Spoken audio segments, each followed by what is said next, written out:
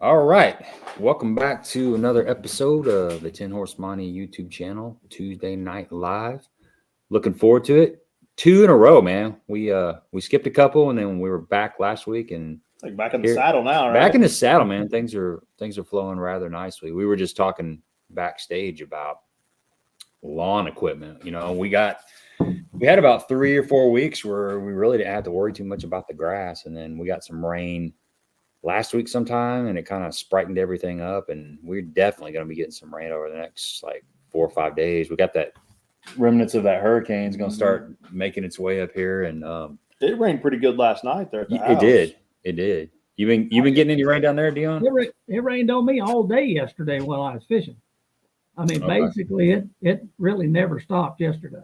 Well, I know it rained here yesterday in Cape Jackson area all day yesterday. I went about 30 minutes south, and it was sunshine and bluebird skies most of the day. So yeah, I was just out of it. But when I left yesterday morning, I'm sure it was the same way when you left. It was wrath of God, thunder, lightning. Oh, in the morning? Yeah. Oh, it was so dark. It was so dark. Gosh. I couldn't hardly get out of bed. You know, it helps me to have just a little bit of sunlight to wake me up. And it was like still black at 6:30 in the morning. Mm-hmm. And then driving, like you said, driving to work on the interstate, a little after 7 o'clock, you couldn't hardly see. It was raining, and everybody was driving like 40 miles an hour. 40 to 70. It was never really. I wore my rain suit all day long, but it never really got, there was never any lightning, and it was always, it was just a nice, good little rain. It didn't rain real terribly hard. Because I'm pretty bad about getting in a boat dock if it rains too hard. Yeah, that's what I was going to ask. Do you fish in lightning anymore? No, not at all. I don't either. No. Was there a time when you did? No, not really. The only time I ever have, and it's weird there, is on like Lake Erie, those giant lakes. It's a little bit strange out there. Your line will float. There can be a storm off in the distance, and you go to make a long cast, and your line will stay up in the air. And there's been a time or two out there that I've went to the bank, and sometimes the bank up there is 10 miles. Yeah. You get out there in the middle of Lake Erie on some of them high spots and islands and stuff, you're a long ways from the bank, but like I say, for some reason up there it's weird too. It reacts differently. I mean, you can see a storm, like I say, on the horizon coming to you, and you'll start feeling the electric out of it and stuff long before you see lightning bolts and stuff like that. But no, probably the worst one. When I was about 10 years old, me and my dad, we seen a guy get killed. Got hit by lightning in a bass boat. We were on Lake of the Ozarks here, and lightning storm came up with the hill, and Dad said, "Hey, let's pull in that boat dock." And we pull in the boat dock, and we're sitting there, and actually back then, guys followed Dad around a lot. They watched to try to get on these little spots and stuff like that, and we had seen these guys, 2 or 3 times, and Dad would, move, go 10 miles, to try to lose them and just get away from them. And these guys pulled up on a little point that we were fishing, just out from where we had pulled into the boat dock to get out of lightning. And they threw their trolling motor down, stood up, grabbed a rod, and lightning bolt hit the boat. And when it did, it was just a giant flash of light. And then there's no guys. We couldn't see them no more. And, like I say, I'm 10, 11 years old, and Dad says, "Get out." And I jump out on the dock, and he rip tears out there to him. And about the time he gets to him, another pontoon boat was in the area, and he seen him and went to him. And when we got there, when he got to him, one of the guys, well, they were both in the water. One of them was face down, and he jumped and grabbed a hold of him by the back of the neck and dragged him up in the boat. And he went to coughing and spluttering, and the other guy was face up, and he was dead. It had killed him dead as he could be right there. And like I say, it was, and we watched that whole thing happen. So no, I don't fish in lightning. I don't think about it. If it comes in, I was in the Bassmasters Classic on High Rock Lake that Brian Kerschel won. And it was the second day. And I was in second place in the tournament. One of them storms came down the lake about 10 o'clock. And Bob Cobb, the producer, he says, "You going to fish through that?" And I said, "Hell no, I ain't fishing through that." And at that time, I had 2 fish in the boat, you know. But still, I told him, I was like, "I ain't going to be here when that gets here." And we're sitting there fishing. And he said, "What are you going to do?" He said, "You going to run back the ramp?"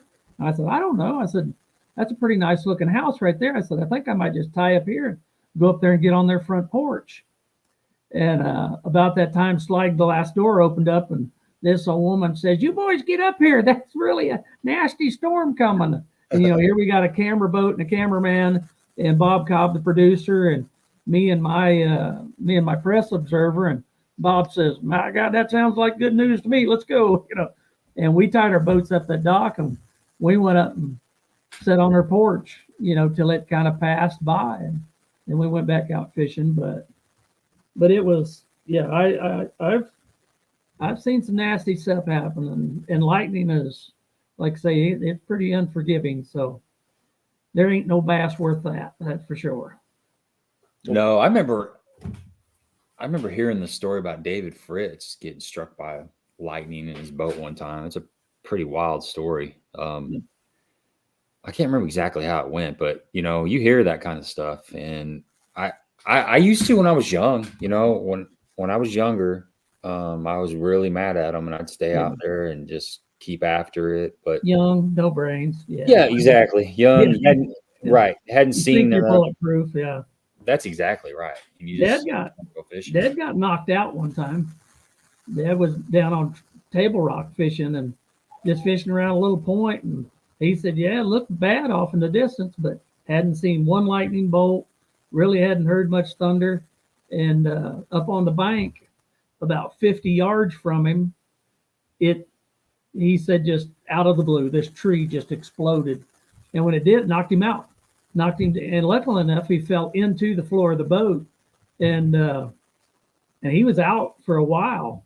He said next thing he knew, he woke up and boat was sitting there teetering on the bank. It was hitting on the bank, and it was coming down and bumping, you know how one will, and in the waves.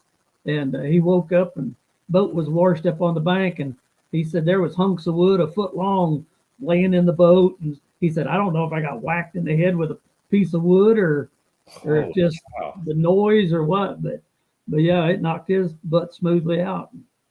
So, and luckily, and that's way back before inflatables or anything like that. If it would have knocked him in the lake, yeah, he'd probably drowned.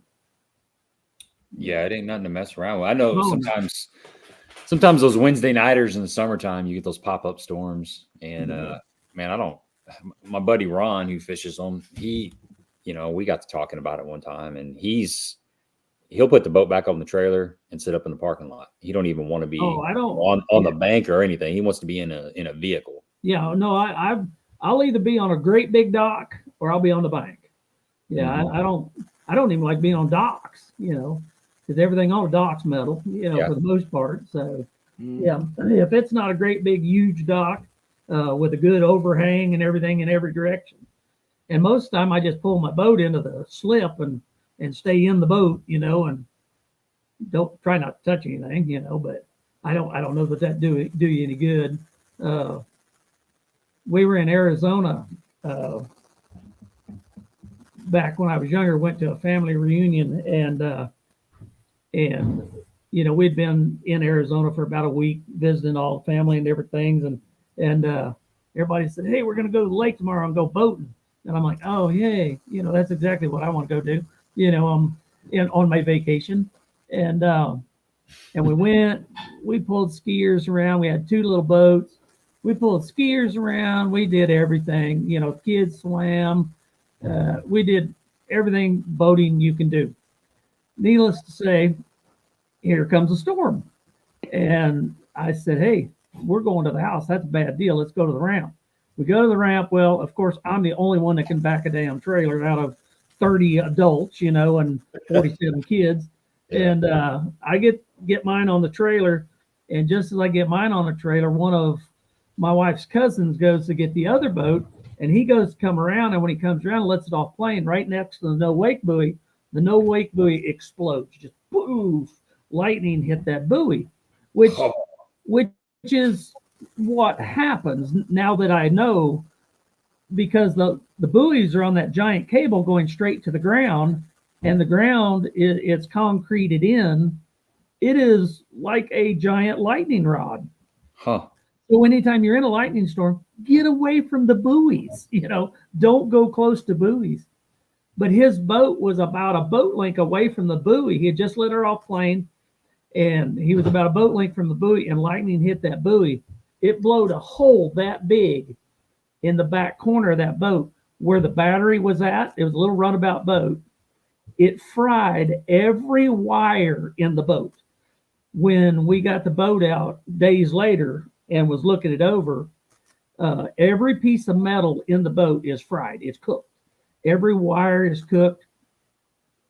When it happened, he just disappears. And I'm like, holy crap, it's happened again. I've seen somebody else get killed by lightning.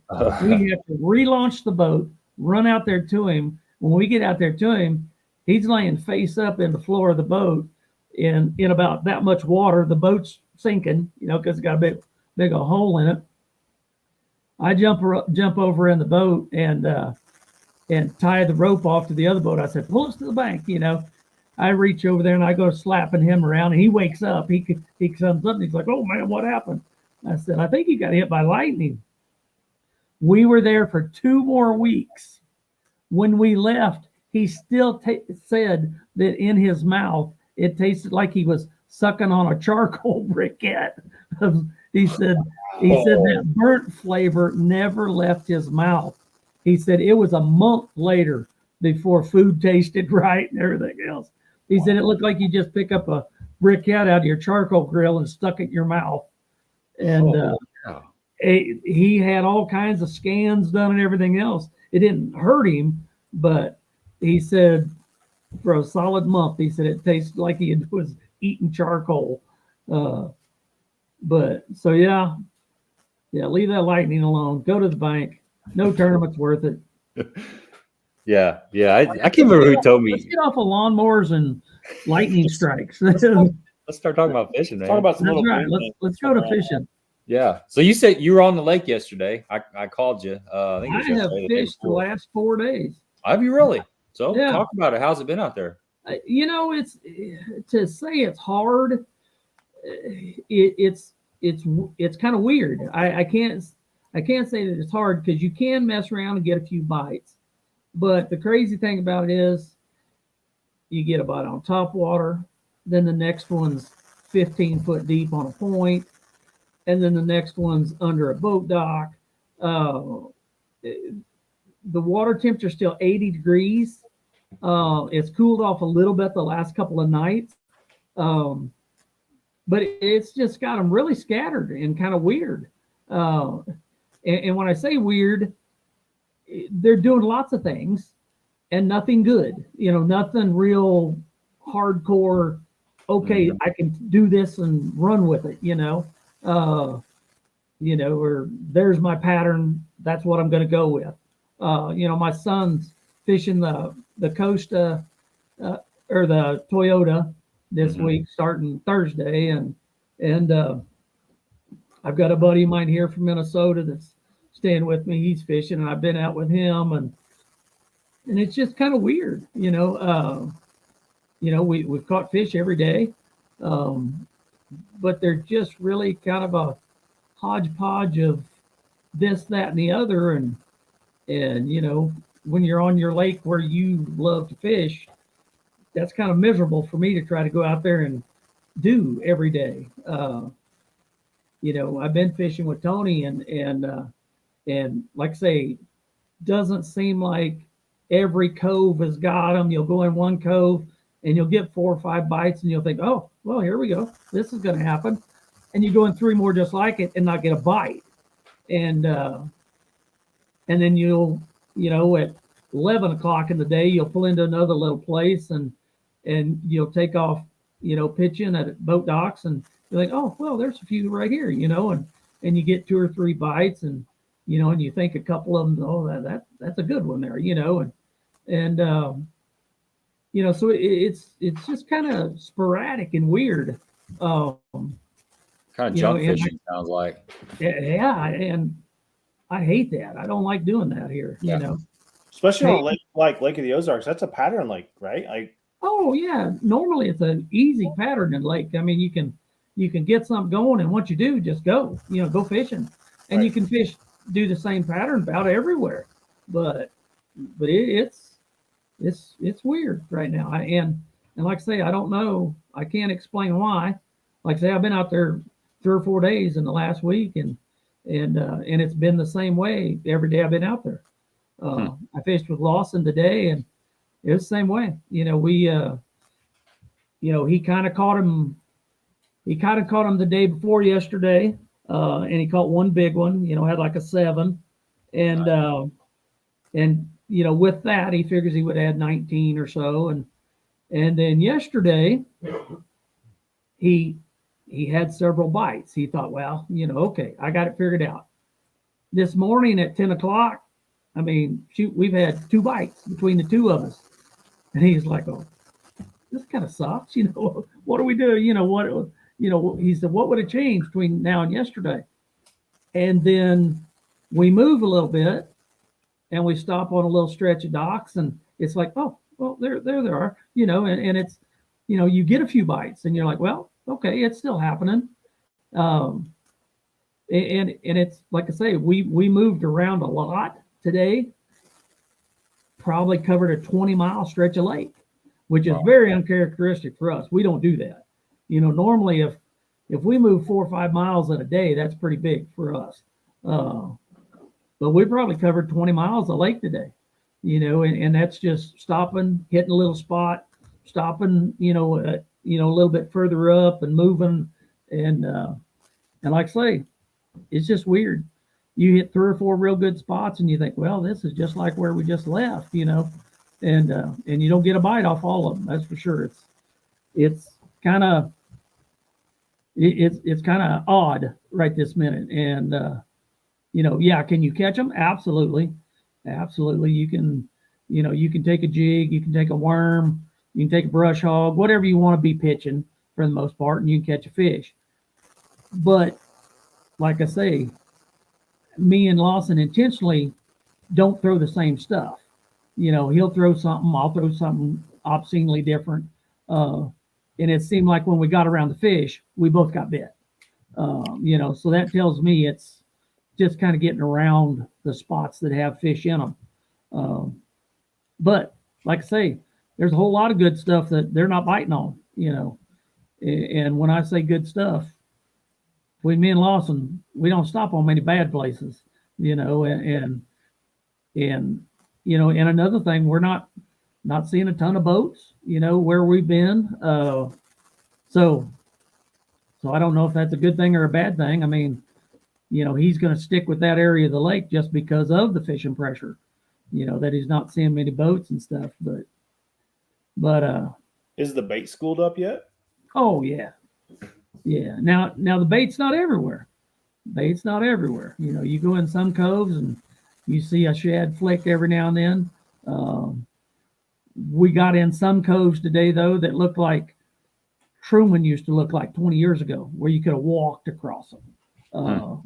And the neat thing about it is, it's both sizes. I mean, it's shad that are an inch long, and then there's some 4 and 5 inchers swimming around with them too. You know, so that's, you know, we got to thinking maybe that was it. You know, the right size food in the right area. But no, that's not it. You know, because I don't like fishing around that much shad. oh no, I don't either. Yeah. I don't either. It just scatters them too bad. They get loose on everything when there's that many shad around. Yeah. But that's not the key. I mean, normally I would tell you, yeah, follow the big shad around, but that's not the key right this minute. You know, they're not into that right yet. So it's kind of hard to describe, really. That's kind of how it's been around here. The last couple of times I went fishing, I was fishing trying to make a really deep bite work the other day, and I heard something off all the way on the other side of the lake, and it just caught my attention. You know, my spidey senses started tingling, and I started looking over there, and nothing happened. You know, so I'm fishing a little bit more, and then I hear it again, and I know that sound. It's fish blowing up somewhere. You know, I couldn't. They were just far enough away that I couldn't see them, but I could hear them. So I kept looking over there, and I got a little glimpse of some frothy white stuff just way off in the distance. I'm like, that's fish going nuts over there. So I fired up the motor and went over there, and sure enough, it was insane. They were just going absolute. It was like going up to heaven. You know, it was like this is where I want to be at right now, and they were just going absolutely bonkers. So I started catching them on top water, you know, and then it kind of settled down. Well, threw an A-rig through them and picked up some on an A-rig. Then I tried to duplicate it in a couple other areas, and it was just kind of it was pretty area specific. And then when I'm in a different area trying to make that happen, I keep seeing there's this grass. I was trying to stay off the bank is what I was trying to do. I was trying to just stay out deep, and there's this juicy grass mats just lying in the bank, and it kept calling me, and then I started hearing little popping, little sipping, and bluegills were up there eating those bugs off the top of that grass, and I couldn't stand it anymore. I'm like, fine, I'm going over there. I made 2 casts with a frog.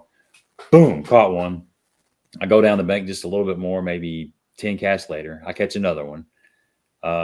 So basically in like 20 minutes, everything else in the box, and you just put the frog on the deck. Well, in 20 minutes, I had 4 fish and maybe another blow up or 2. So then I start running that, and, you know, I get some bites doing that. You know, next thing you know, that kind of fades away. And then I get out on the point and I start throwing a jerk bait around. I start catching them on a jerk bait.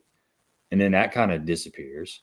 Then it starts raining. So I'm like, this is a great time to throw a top water. So I pick up a buzz bait. And I mean, I catch a really nice one on the buzz bait, just crushes it. And then I catch a small one on the buzz bait. And then that's gone. It goes away. And then next thing you know, I'm flipping a jig and I'm catching them on a jig. It's just like all over the place. Yeah. Seemed like I couldn't make something work for a really long time, but it worked for kind of a short period of time. So I was just kind of mixing and matching and keeping an open mind and covering different sections of the lake. That's exactly what's going on here. I mean, you know, really, I mean, it's, you know, I don't really think it's what you're doing. I think you just got to land on little places that's got a few fish. What's wrong with an A-rig?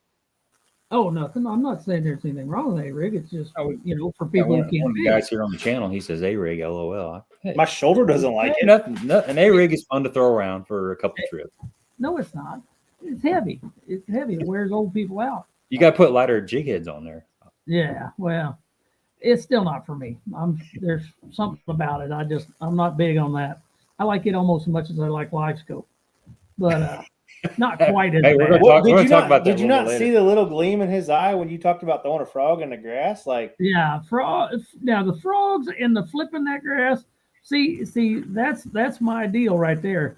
You know, if I throw a frog out on top of that grass and one blasts it, okay, I'm all in. And when they quit blasting that frog, okay, now I'm going to stick something down through that grass, and I'm going to keep catching that fish. You know, I'm going to chase him.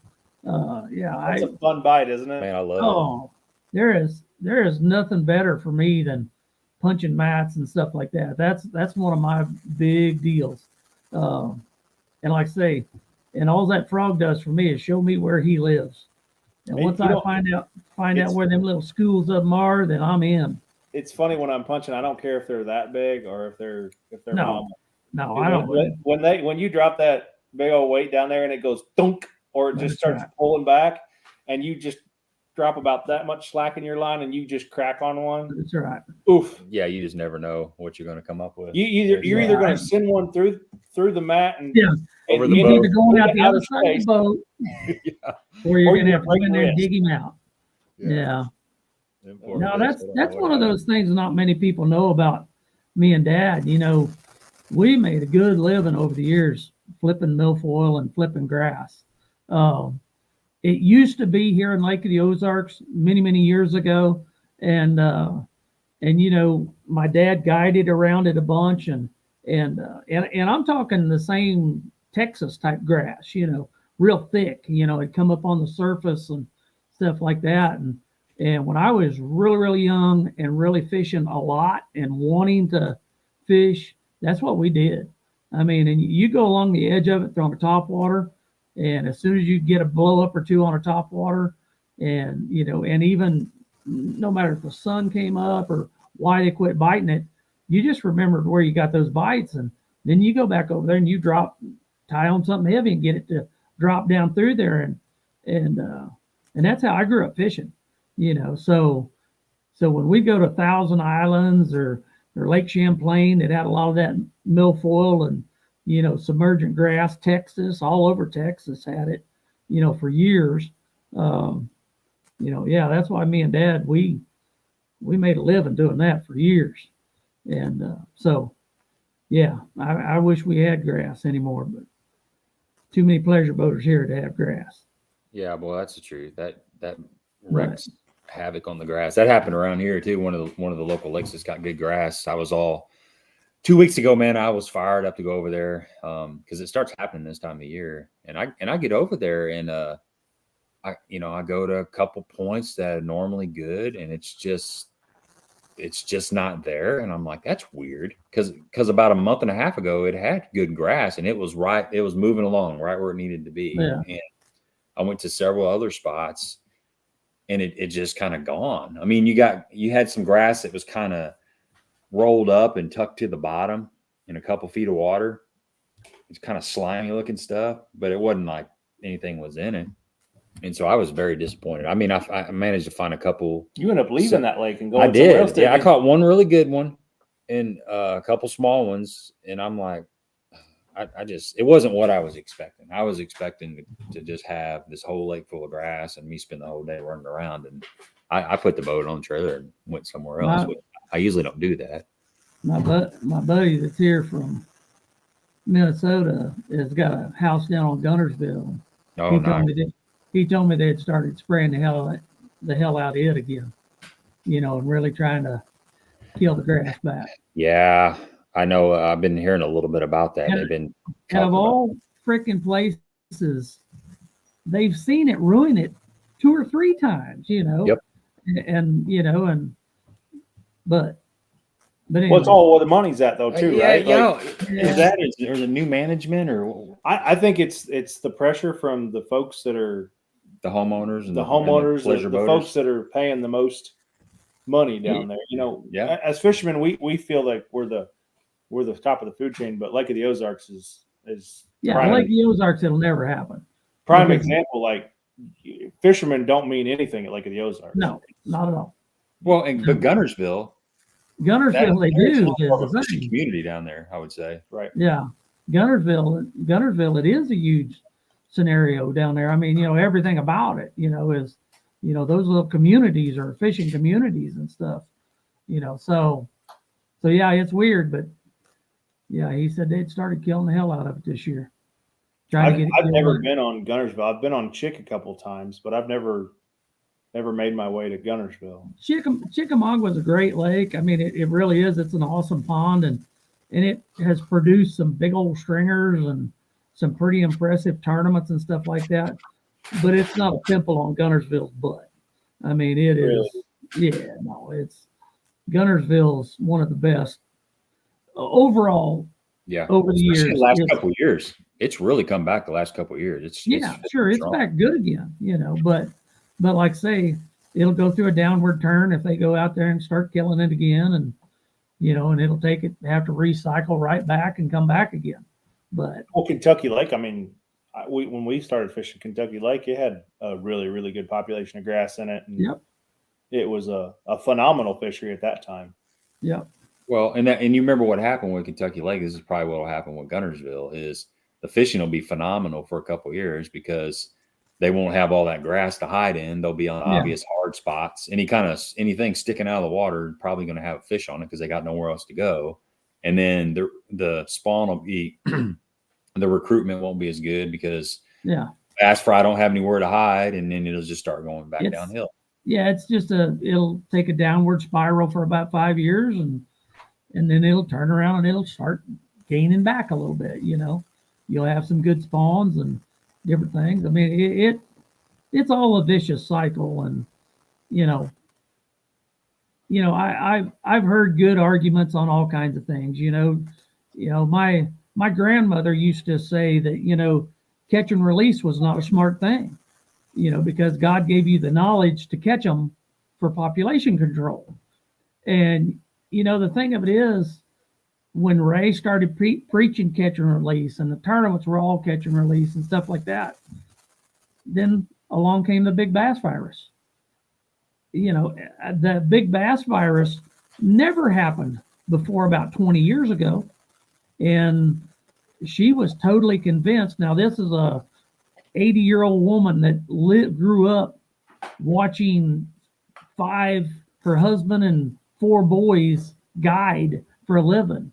And, so she was in the outdoors, and she says, your population control, that's what your job is. If you don't take care of it, Mother Nature will have to.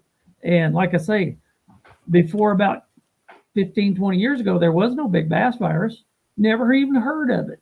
And then first thing you know, and the cool thing about it was where it happened. Every place it happened was in its prime. The lakes were full of big bass, lots of big bass biting. And then the first thing you know, boom, it happens. A bunch of them die out. And like I say, it's Mother Nature's way of cleaning up, and eliminating the old and the weak, So there's definitely something to it. But, no, I don't condone eating a lot of them old bass, but Mother Nature's going to get rid of them somehow, and so it's got to happen. There's a natural order.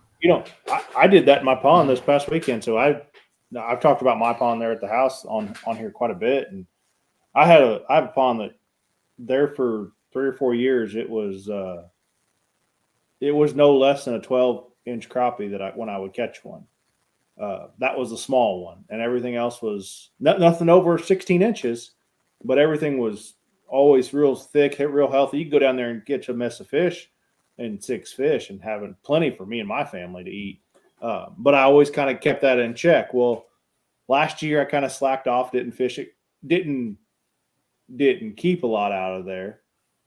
This year I go down there, and first time that I've been down there took the little boat out with the boys this weekend, and I caught a boatload of 5 to 6 inch crappie. And I took every single one of them and I threw them in the cooler, and I knocked the sides off all of them because they're going to taste really good when they hit the grease. But you got to keep, me and a buddy were talking about, you got to keep a place like that. It's only a little 7-acre pond. You got to keep it in check. You can't, I've got buddies and I know people and different things. You can't put crappie in a pond. No, and that was my original goal, was to you put crappie in a pond, they just take it over. Yep. And when I say they take it over, they can spawn really, really good. And the first thing you know, it's overpopulated. Yep. The only way you can keep crappie in a pond is if you throw about 100 of them on the bank once a month, or feed them to the coons, real frequently, or keep them eat out of there. And a crappie is not made for a pond environment. Nope. They consume each other. They do everything that you can't have. But basically the main thing is they overpopulate it real fast. Yep. The neighbors all looked at me funny when we moved out there, and I told them, I said, we need to get every one of these crappie out of here. And they're like, why? They're good. I'm like, no, they're terrible. No, they're not good for a pond. And like you said, unfortunately, you can't. Me as one person can't keep them in control. If it's 7 acres big, no, one guy can't do it. You can't eat enough, Nope. But I was texting with Mikey Balls. He lives down in Huntsville. He fishes Guntersville all the time, and he was saying they got these like grass mowers down there where they actually been cutting the grass and harvesting it, making, I don't know how they get it up out of the water, but he said they're out there like cutting it up and just kind of cleaning out as much as they can. Yeah, the only problem with those is those harvester deals. They use those up in Minnesota a lot too. A lot of the northern lakes will have one of those, and that thing will run 24/7 all over on the different lakes. the only problem with it is it spreads those seeds too. So all it does is it cuts it down, but it also spreads it. You know, I was wondering when you said that, I was like, man, that sounds like it's just going to redistribute everything else out there. It does, but you know, that's kind of a cool way of doing it, though. You know, just because, yeah, you can cut it back in front of those homes or wherever you need places for people to ski and stuff like that. You know, those harvesters are kind of cool, but like I say, the only problem with them is they found that it just spreads it as much as it does anything else. So, but there's no good way of controlling it. You know, they've tried, you know, good old fashioned milfoil really doesn't choke stuff up that bad. You know, it's the other grasses, it's the hydrilla and stuff like that that can just close the lake off. But, you know, like I say, I'm damn sure not a fisheries biologist. I just know they love that green stuff in the water, them bass do. And and sometimes it makes them really hard to find. Oh yeah, sure. And that's a cool thing about it though too. That makes it more fun to fish. I mean, you know, if you pull out there and say, okay, they're all right here, well, eventually you get bored with that, you know. At least in grass, you kind of have to use your head, you know, find the little ditches, the little depressions, stuff like that, you know. It's just like fishing anything else.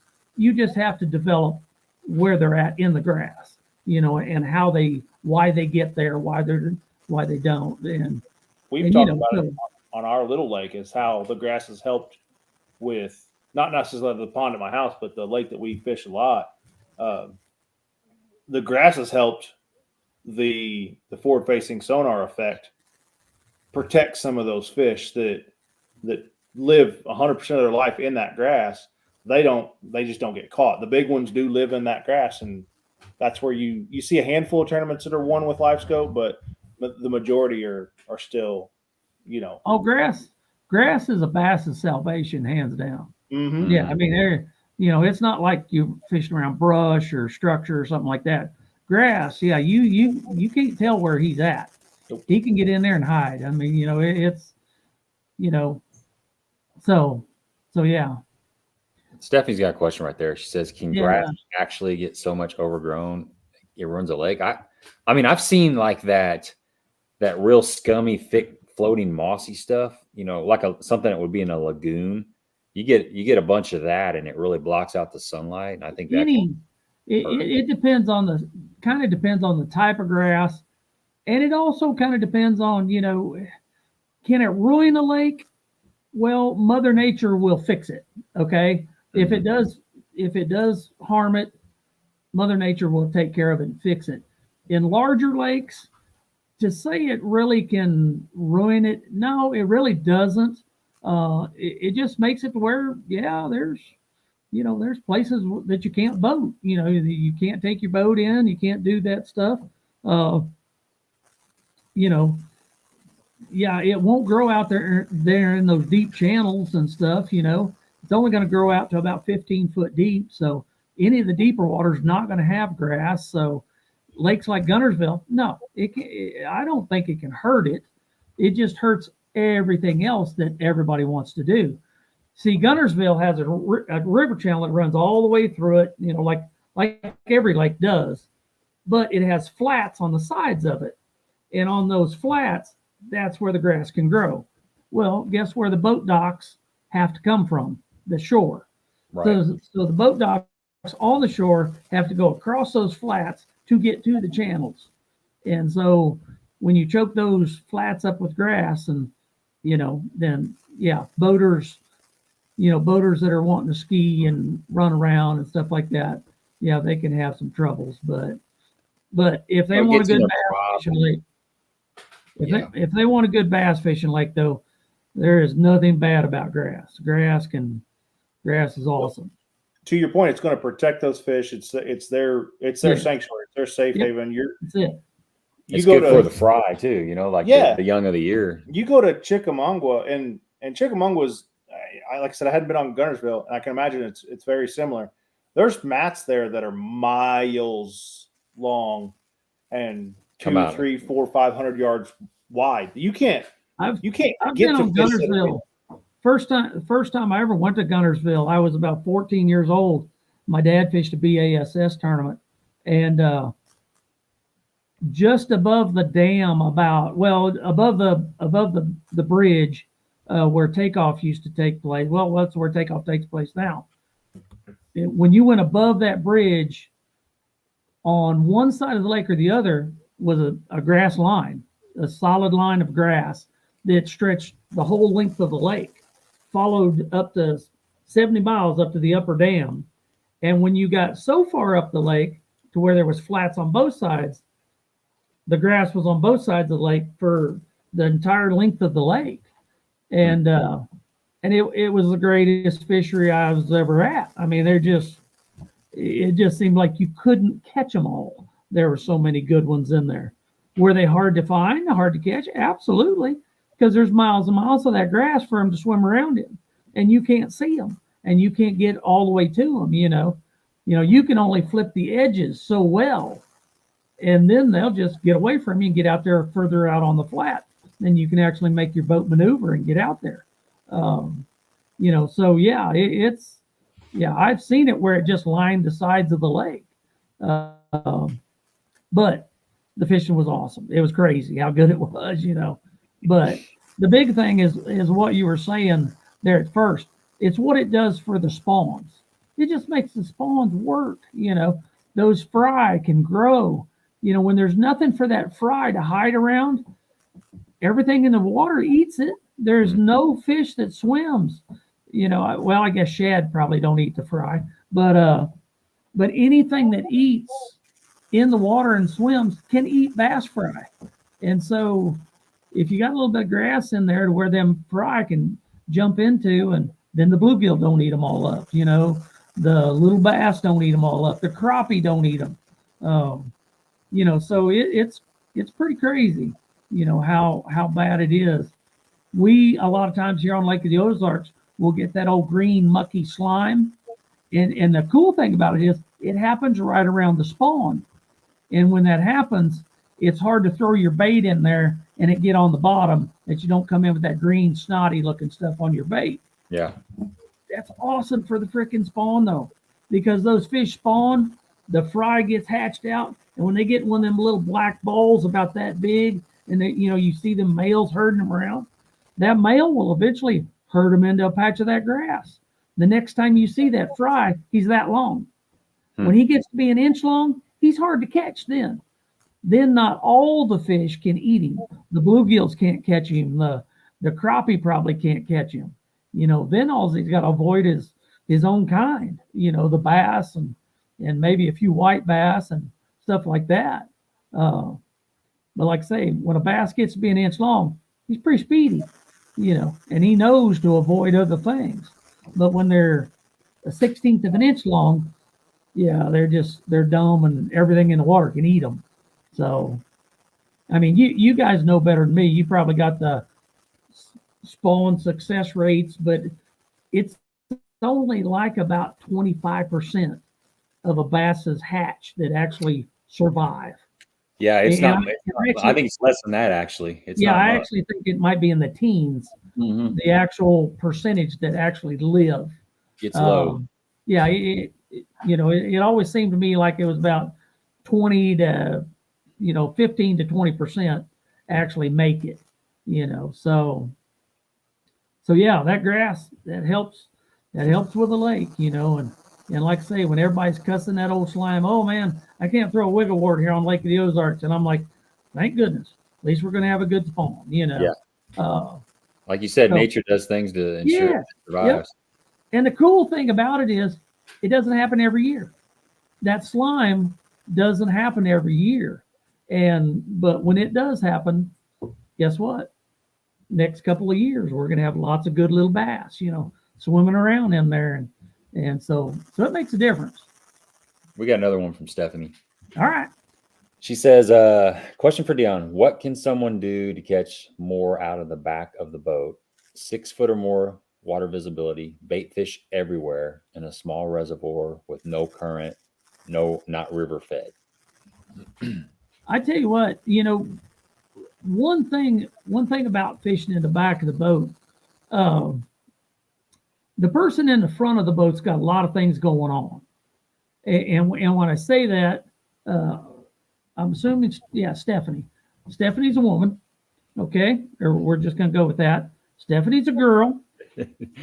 You have more patience than most men, okay? Yeah. And True. I find that a Cinco catches a ton of bass by women, older people, and I'm going to tell you why. It's because you sit in the back of the boat, you really have a few less obligations about boat positioning, running the trolling motor, doing stuff like that. You can take a Cinco and really work it right. Throw it out there, let it set on a slack line for 15, 20 seconds. Sometimes the person in the front of the boat will get on the trolling motor, go to moving, punch your button, feed it line, let it set for 30 seconds, and I find, my dad used to sit in the back of the boat and, I would be fishing boat docks, in and out of boat docks and stuff. And he'd say, hey, hold on, I got one. And I'd turn around, look, his bait might be 50 yards behind the boat. And he's like, yeah, you're going a little fast. So I just punched my button and let out some line. A slower, more natural presentation most of the time is better. It just, it's just better. And like I say, when I'm in the back of the boat, it seems like, or the people that really over the years have fleeced my tail out of the back of the boat, 99% of them did it fishing really, really slow. And whether that be with a little bitty light shaky head or a Cinco with no weight, even a light Carolina rig, you just need to kind of don't worry about the person in the front of the boat as much as do your deal, but maybe do it slower, and fish your bait slower. When you get an opportunity to throw at a log or something like that, don't just pitch it in there and work your bait right by it. Pitch it in there, let it settle to the bottom, work it real slow around it, make repeated casts of stuff. I think that take your time with every cast. My little wife, before she started fishing with me, she'd never fished hardly at all. And she right now steadily beats me anytime she goes out with me. And it's nothing more than she takes more time with her cast. I might make 5 casts while she's working one in. And that's me tying on the bait that I want her to throw, and a lot of times it's with a jig. When we fish a lot of tournaments through the summer, and I find myself working on my 3rd cast, and I'm like, have you throwed yet? And she's like, no, I'm still working in my first one. And there's days when it works. I mean, she just catches more fish than me. So the main advice, I don't care what you're throwing. If you're throwing a spinnerbait, work a little bit slower, than the guy in front of you or the gal in front of you, whoever, whatever, just work your lure a little bit slower. Your mama's giving you a couple butt whoopings, hasn't she? Oh, yeah, that's the worst nightmare I ever had when I took my mother to practice for the Bassmaster Classic. I told her after the 3rd day, I said, Mom, you're kind of working on my attitude a little bit.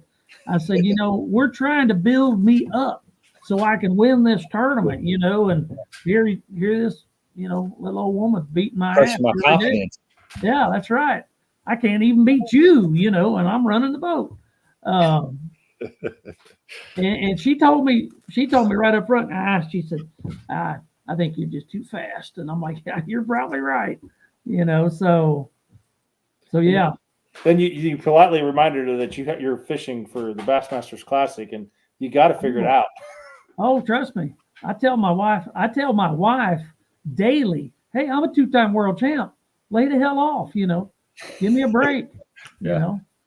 You don't fish at all. You ain't never won nothing that wasn't out of the back of my boat. She's like, do you miss his partner? Do you miss that, Dion? Like being out there on the road and being out on the tour. Do you ever think about that, or do you miss anything about that? Oh, sure. Absolutely. Absolutely. I miss the competition some, you know. To say I'll never get back at it. No, I might. My health gets back better and I get to feel a little bit better. Yeah, I might get back at it a little bit. No, I'll never do it like I used to, because I don't hate them that bad. I love to fish. I love the competition, and if the right tournament came along, yeah, I'm probably going to fish some. Do I miss the 3 weeks in a row? No, not at all. I do not miss that, because that's hard on you. Yeah, it's hard on your body. Your body gets run down, and the older I get, no, I don't like that. But like I say, yeah, I'll probably do it again a little bit, and I still want to do it with, Lawson and Payton, a little dab. And I damn sure don't want to get all political about the tournament organizations right now, but hell, I wouldn't know what to fish right this minute, I was just thinking about that, and I was thinking NPFL would be right up your alley with the no live scope next year. Yeah. If I do, I'll probably go that route. As quick as anywhere. Just, I can live scope. I don't mind it. I'm not against it, but I also it's just not fun to watch, and for that reason, I kind of want people to want to watch me, still. I hate to say it, but, and it's not being arrogant, but that's kind of a big part of it. I want to walk up on stage and everybody go, "Oh, there he is. Looky there. That's the man." Have you guys ever seen him cast? That means a lot, I've somebody, a buddy of mine just told me just the other day that Wired to Fish did a deal on Andy Montgomery, that Andy Montgomery was the best dock skipper ever to live.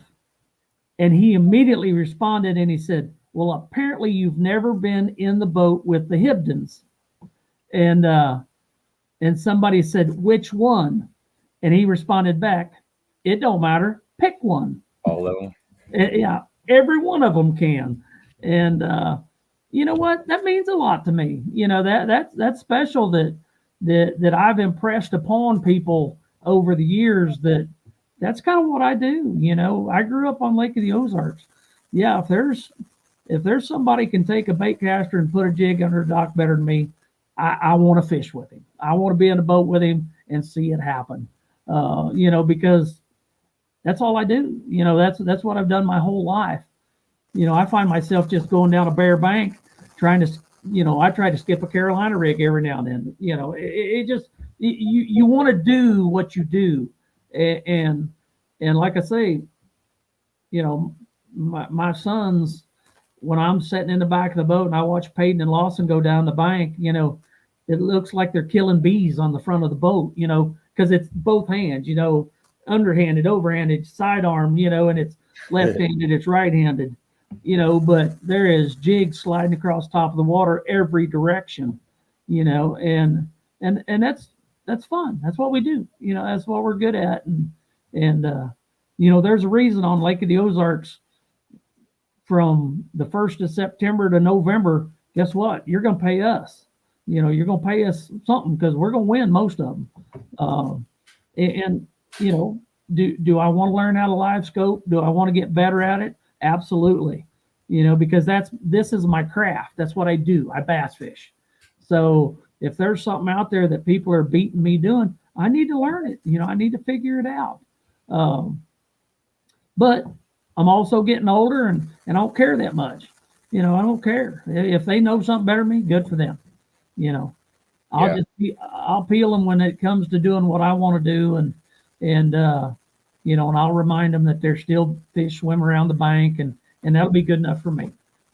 I think you can incorporate that forward-facing sonar technology right into what you're doing right now. It's something that I've been working on it a lot too. Like we see lots of fish under them docks before we throw them. Yeah, or just fishing little pieces of cover here and there. Sure. Before you get to them, you keep. We see we see lots of the fish that we catch that we skip at boat dock, lots of them, and you see how fish reacts. If you make a skip under there and he doesn't react to it, guess what? It's probably not what you want. It's probably not a bass, and if he does react to it, then okay, I'm going to come back in 30 minutes and maybe give him a different offering. It's not the evil thing that everybody makes it out to be. It's just a deal that it's changed the way a lot of people have to think. And guess what? Old timers don't want to change. I don't want to change. I'm not going to lie to you. I don't want to have to fish that much different, to be able to win a tournament. And there's a little handful of these guys now that's what they got. You take that piece of equipment away from them, they ain't got nothing. Mm-hmm. They don't know how to do anything else. And I don't ever want to get so far.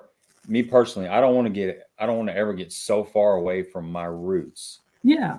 That I don't know how to catch them without that technology. Yeah. I dabble with it, but I still want to stay, true to where I can. If I can't tell you how a fish, swims out in the lake and where he migrates to and at this time of the year and what he's doing pre-spawn or post-spawn, if I can't tell you that, then I don't deserve to be out there, or at least have a good idea. Right. Because that's that's fishing. What they're doing, I hate to say it, but what they're doing is just catching. They're seeing them, catching them. Is it easy? No, it's not. It's not just as easy as, okay, there's one, and throwing something out there and catching them. There are techniques that make you catch them better than everybody else. But still, if you take that piece of equipment away from them, are you still going to be able to catch one? And like I say, there's so many people out there that don't want to do it, don't want to watch it.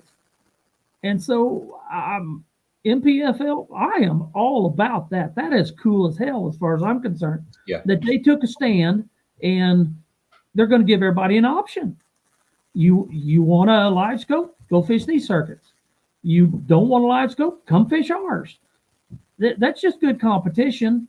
Is it going to divide the fishermen?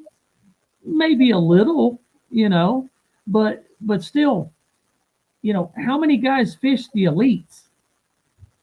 111 or 112 or something like that? Yeah, like low 102, 103. I got bad news for you. There's only about a dozen of them that do it good, that live scope really, really great. Yeah. Right. And then there's everybody else that participates as best they can. You understand what I'm saying?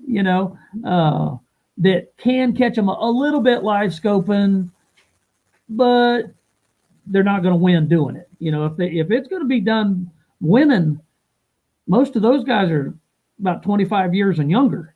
The guys that are going to win live scope tournaments anymore, it seems like they're all under the age of 30, and you're just not going to beat that little crew. But like I say, you take that away from them, how are those 10 guys going to do? And that's the sad part about all of this big debate and everything else. This is all getting dictated by about a dozen people, and all the hoopla and uproar is. But the thing of it is they're drilling it into, because they're young, they're drilling that into the high school anglers and the college anglers to the extent that those kids don't think they can compete without it. Right. If I don't live scope, oh my gosh, how am I ever going to make it, being a professional angler? That's hard on the parents. That puts a lot of pressure on the parents that they feel like they have a ton of money. Exactly. My kid can't compete unless I got $3,000 or more worth of electronics on my boat. Which I applaud. One of the rule changes that came about this year was to not have it in high school fishing, which is that's a big step. I mean, that's a big step in the right direction, because that's going to teach the fundamentals and the foundations. I hadn't even heard that. Yeah, they had some of those rule changes were, pretty interesting. Like on the invitationals, they they're fishing with forward-facing sonar the first day. The second day, it's no forward-facing sonar.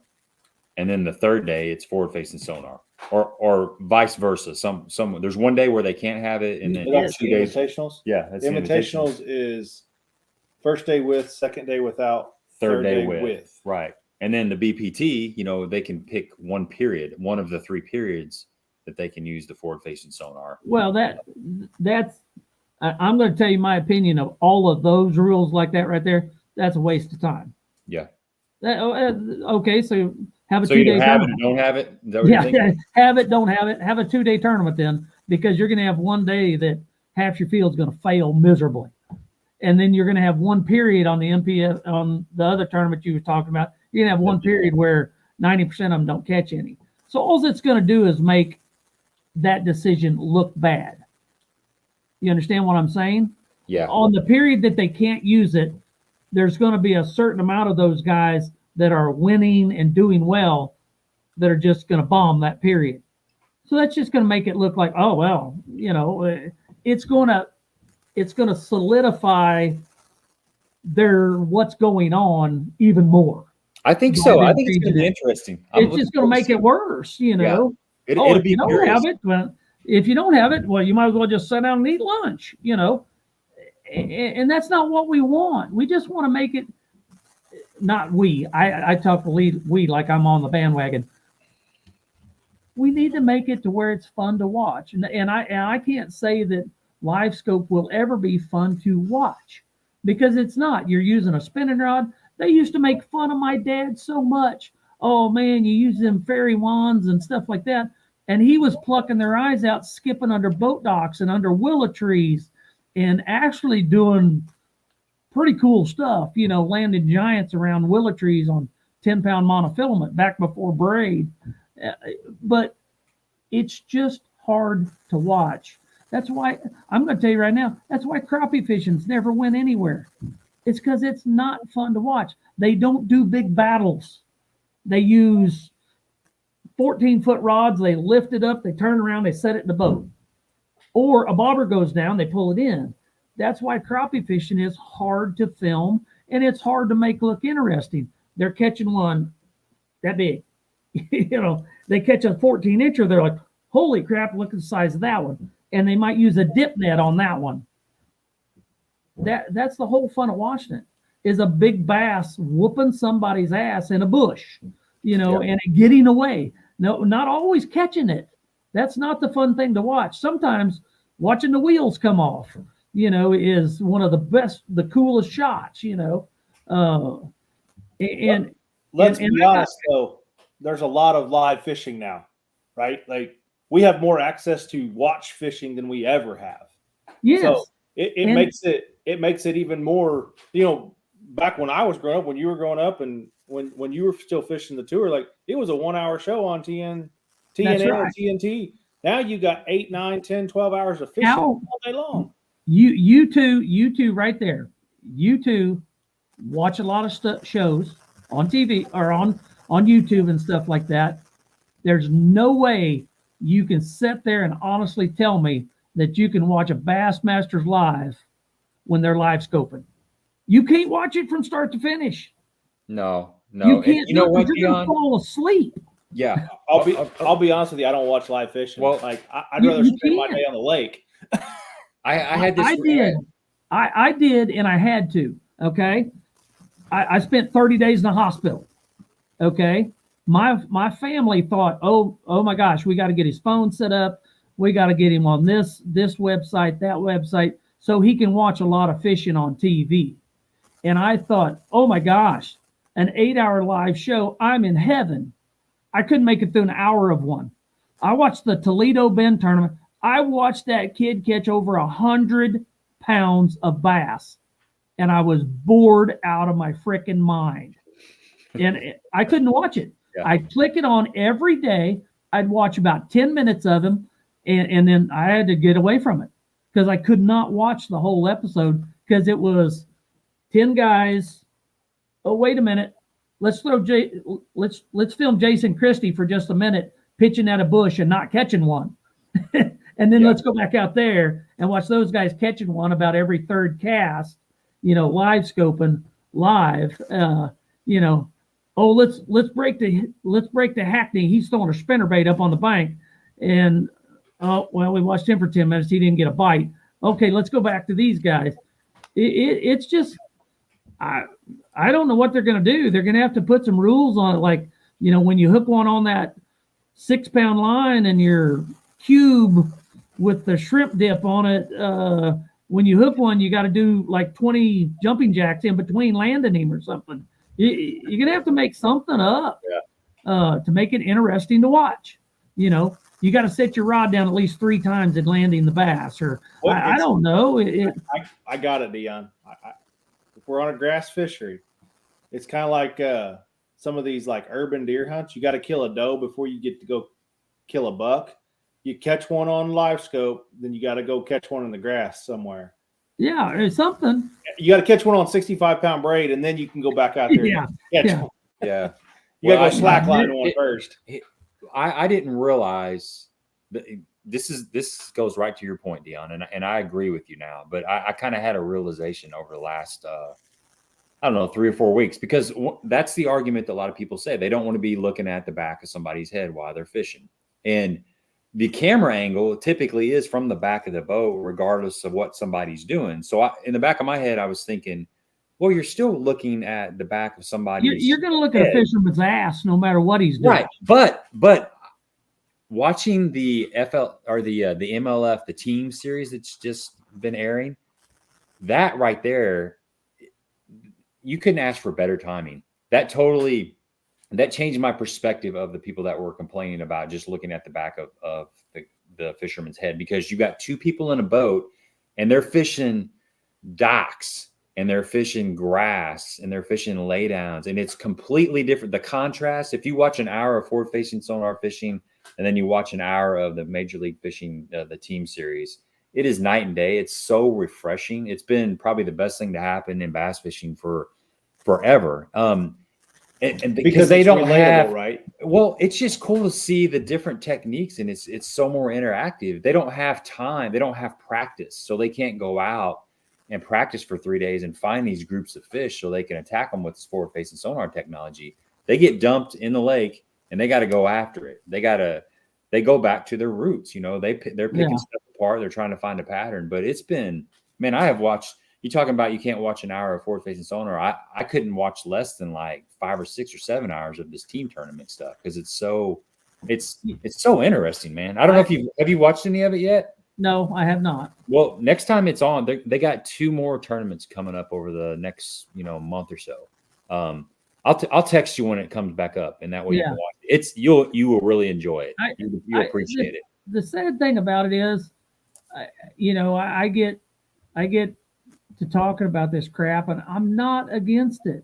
I'm not against technology. I'm not against things progressing, but we have to understand we worked for 30 damn years to make this fun to watch on TV and for people to want to watch it. We got cameras in the boat with us now, and like I say, I just hate to see it go by the wayside over a technology that, shoot, boys, figure it out.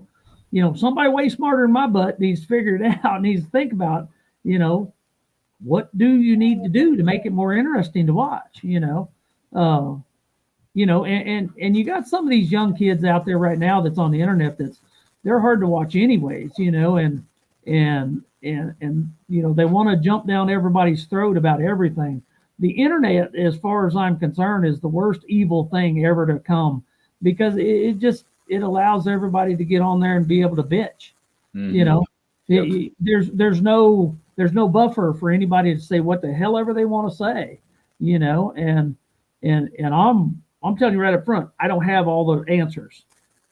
I just know that we spent a long time getting people wanting to watch this, getting young people to want to do it, and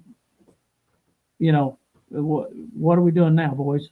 Let's think about what's going on, and like I say, I hope it all works, because I got kids, I got grandkids, I got 11 grandkids. I want to see a couple of them be Bassmasters Classic winners. You know, future dock skippers right there. Yeah, yeah. I want to teach them how to skip docks so they can beat everybody. But you got to just understand technology is technology. It's here. It's not going away. The internet's not going away. Live scope's not going away. They're just going to figure out a way to mingle around and make it work. Well, we just got to make it interesting somehow. Got to make it interesting to watch. Well, this team series is a step in the right direction. Yeah, that's awesome. It's pretty entertaining, and it's there's only 4 teams out on the water, so there's eight guys. There's 2 guys in the front of the boat, and they're all their stuff. We had Luke Clausen was on last week, and he fished the second one. We were talking about that. They had to you got 2 guys that have to put all of their gear in the front half of the deck of the boat, because the back deck is reserved for the camera guy and the marshal, the referee, the boat official. So you've got 2 guys going on a lake that they have no idea where they're going because they can't get any information about it. They don't find out until the morning of the tournament. They're trying to pack for smallmouth, largemouth, grass, standing timber. They have no idea. And they got to get it all in the front and 2 rod lockers in the center rod locker. And he said there wasn't room for, a pack of peanut butter crackers in that boat. It was just stuff full. But that's so you got that going on. And then you've got the 2 guys are trying to figure it out. They're trying to break down this lake. So they're bouncing things off of each other. And then you got the typical drama that can happen between 2 people when they've went like 2 hours without fishing or without catching a fish, and they're things kind of get tense. You want one guy to give you the right answer, and maybe it's not coming, and you're trying to let's go do this, and the other guy's like, I don't know if I want to do that. And you say you watched Luke Clausen in this situation? Yeah. Wow. Yeah, he was. They must have caught him pretty good then. They finished 3rd, I guess, out of the whole deal. So they had a pretty successful tournament. He was fishing with John Hunter, but they got along really well. They were working the problems out between them. But some of the guys, because when Luke's wheels come off, they come off hard.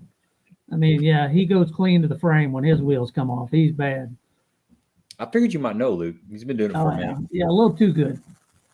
Yeah, me and Luke don't get along that good because Luke tried to get it outlawed to where my kids couldn't fish with me. Really? Oh, yeah. Yeah. Oh, that's an unfair advantage. All those little bastards can fish. I'm like, yep, they sure as hell can. You'd be a little bit nicer. Some woman might want to lay down with you and have a kid, but no.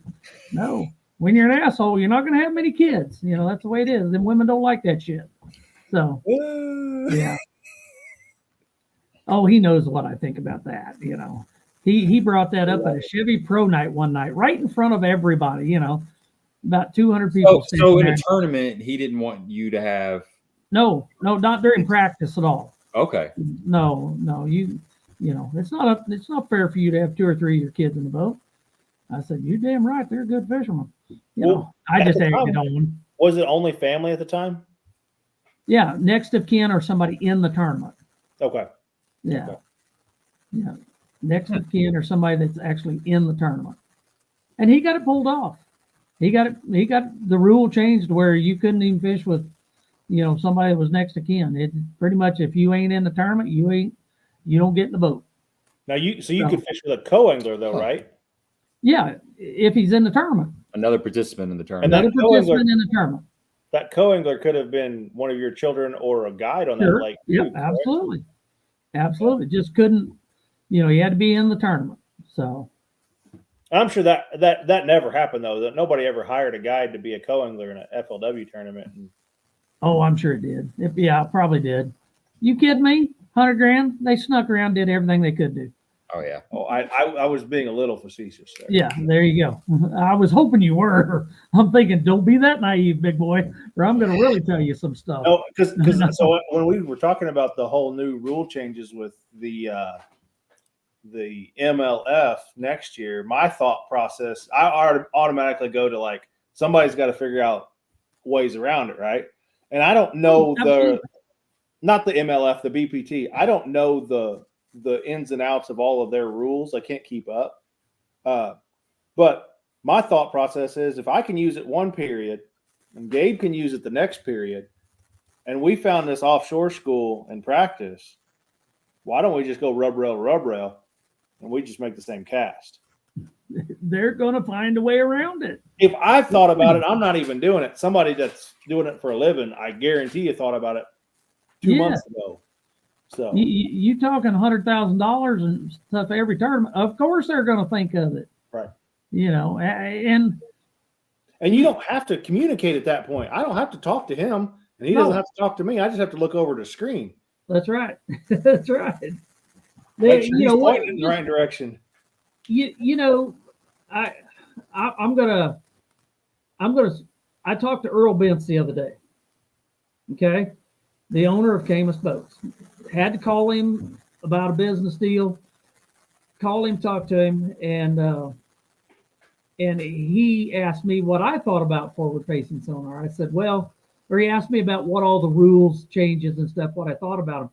I said, I think it's a Band-Aid. I said, I think they're just throwing shit on the wall, trying to feature what sticks, you know. And he said, yeah, he says they're doing the best they can. But we got to talking about it, and one of the things like bass restricting the amount of screen you can have and the number of transducers, at least that brings us kind of back to reality a little bit. Okay.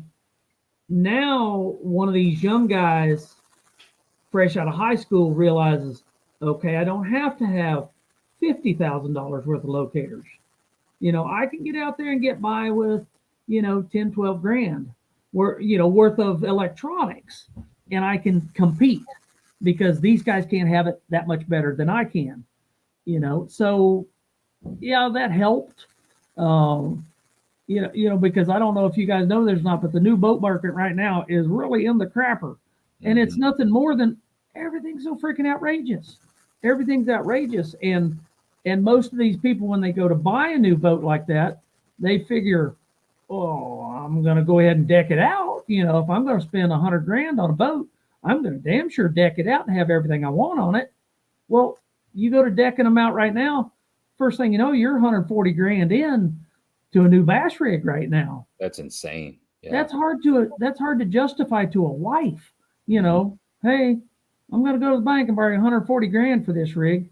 Well, why is it more than it's like we live in a double wide. That's right. That's right. What are we going to do about house payments and stuff like that? We got it all figured out. We're gonna downsize. We're gonna go to a single wide. I'm gonna sell your car because I got the brand new F-250 that I can't get rid of. And I got, I got no answer for most of this stuff. That's the sad part. I don't have much answer for it. I went to Kentucky Lake a week or two ago to drum up bait for Bojangles, drum up business. Go hit all the stores and show them our stuff, and went down there, and we had to meet with a handful of the college kids. They wanted to meet with us, and Bo tries to work with them on equipment and stuff like that. And what intrigued me the most was we met with 4 different college anglers that fish on college teams, and 3 of them drove up in Denali 3/4 ton diesel Chevrolets. And I'm like, $100,000 pickup. And these are college kids. You know what I would have been driving when I was in college? Nothing. I would have been, hopefully I had fresh enough tires to have made it to Kentucky Lake. Yeah. And it just, I don't know I don't understand. I don't understand where these guys and stuff are coming up with this kind of money. And I think there's, like Earl said the other day on the phone, there's got to be a limit. You gotta, because there, for just as many kids that are starting into this, there's probably as many or more that think, nope, can't afford it. And if I can't afford that kind of rig, then I can't compete. So why even bother? Well, I can tell you that the want to isn't there like it used to be. And a lot of it is what you just said, is that barrier let's call it what it is. It's a status symbol, right? He's driving a Denali not because he needs to, because Daddy said he'd write the check, right? So somebody's writing the check for that pickup truck, or somebody's writing a check for that. Just getting financed too for that brand new boat that he's running. But the want to anymore of kids like your two boys that just want to go out there and they're willing to sleep in the back of their truck and do whatever it takes, however it takes to make it. That's not there anymore. Yeah, because you can still compete out of a 2004 Ranger 521. Like, there ain't nothing wrong with that boat. Yeah. No, I don't know where we've reached. Yeah. But I do know things got to change. There's no way around it. Things have to change. I saw something really refreshing a couple of weeks ago. I've been fishing all these BFLs, and most of the boats in the BFLs are like you said, they're newer model boats. They're really, really nice. You see, they're nicer than what I drive. Yeah, right. They're actually more high dollar models and better equipped than what I drive. Yep. And I've been at this my whole life, You want a classic in a cup, Yeah. Yeah. It's silly. Yeah. Well, I fished this tournament about a month ago with my buddy Doug at Wapapello, and it's the Big O. It's been, I'd say it's probably the longest running tournament on Wapapello Lake. But mainly all I've been fishing is these BFLs. So I show up to this tournament, and man, there is every model, size, make of boat you can imagine. You actually saw a two-stroke? Dude, I saw boats from like 1975 all the way up to a brand new Bullet. A brand new Bullet with a 300 on it. Everything in between. There was aluminum boats. There's probably something made out of wood. I don't know, but it was like there was smoke. There, the old two-stroke smoke was going in the air in the morning. It was cool. It was a plethora of different kinds of boats. It was just like it was like going to the dog kennel and trying to pick out a dog. There was there was mutts. There was a little bit of everything, and I was like, this is cool. This is really cool. It's supposed to be. Yeah. It was neat. I enjoyed it. These are guys that just want to go fishing. Let's go catch right, them. Man. And they were happy. There was people. I think I saw maybe a handful of actual jerseys. Like tournament type jerseys. I can only think of like 3, but there might have been a few more. But most people were in, cut off flannel shirts, just straw hats, good old boys. Yeah, cut off jeans, man. Whatever they wore, that's what they wore. It was pretty cool to see. It was a fun time. So it's things have just changed. It's changed. You go to Bassmaster's Classic and you go there to work for a sponsor or something like that, and you wear your shirt with all your sponsors on it, and you show up and, well, hell, I just look like everybody else, and used to be you could distinguish who the fishermen were and who the fishermen weren't. Now, wow, there's high schoolers look better than I do, as far as their jerseys and stuff. That's the business we all should have got in years ago, and that's the jersey makers. Those guys are making a killing. So who knows? Got a 01 TR20.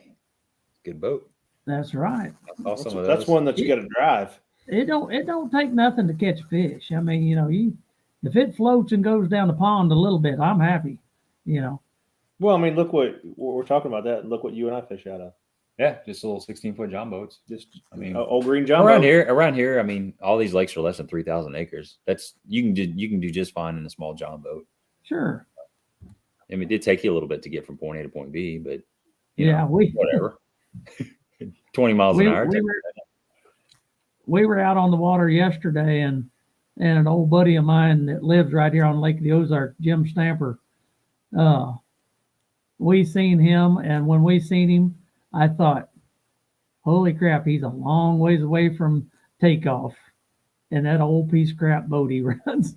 He's one of the better fishermen on Lake of the Ozarks, but he is tighter than a tick. And he was, I mean, I don't know if his boat motor was made in the 90s. I mean, he always uses old used boats, and they're always broke and tore up. And where we seen him on the lake, I thought, man, you are taking a big risk. You are a long ways from home, dude. But he's a good fisherman. He knows how to catch them, knows where to catch them. So yeah, you don't have to have $100,000 rig to go out there and win a tournament. That's for damn sure. But yeah. So the fishing right now, like you said, you've been out there for a little bit. Yep. We'll kind of start pivoting back into the Big Bass Bash. It's been kind of all over the place. What do you think is going to happen over the next couple of weeks? Because the Big Bass Bash is still, about a week and a half away. I really thought with this weather, if it goes ahead and stays cool and we keep getting these cool nights, it might pull them on up shallow better. There's just a lot of fish that are still out deep. And when I say that, there's a ton of fish that are still out there in that 20 foot of water, and some big ones. My son Peyton, he didn't know that he wasn't going to fish the Toyota till just a few days ago. And he primarily likes to fish deeper, and he was catching 2 or 3 a day of the right ones, but he was having trouble catching 5, but it wouldn't surprise me at all during the bash for somebody to catch a big one out there in 20, 25 feet of water. And I also think that that's kind of a safe haven for where our fish go. Not all of our fish hide better under boat docks. Some of them do the opposite and move out deeper and just sull up out deeper. And it wouldn't surprise me this year. Like I say, water temperature still around 80 degrees right this minute. So it's going to have to cool on down for them fish to all just say, okay, I'm going to be in 10 foot or less. Mm-hmm. So I really believe, and I've told Lawson this, I've told lots of guys this, that I bet you this year might be one of them deep water years. The year where a guy gets out there with either a big Carolina rig or a big 1 ounce jig or maybe even a big deep running crankbait or something and throws it where everybody else isn't fishing, and catches a big one. You can, I don't care how good your glide bait is or how how good your shallow water casting is and stuff like that. There's still a ton of people doing that. There's still a bunch of people, buying glides, buying big swim baits, stuff like that.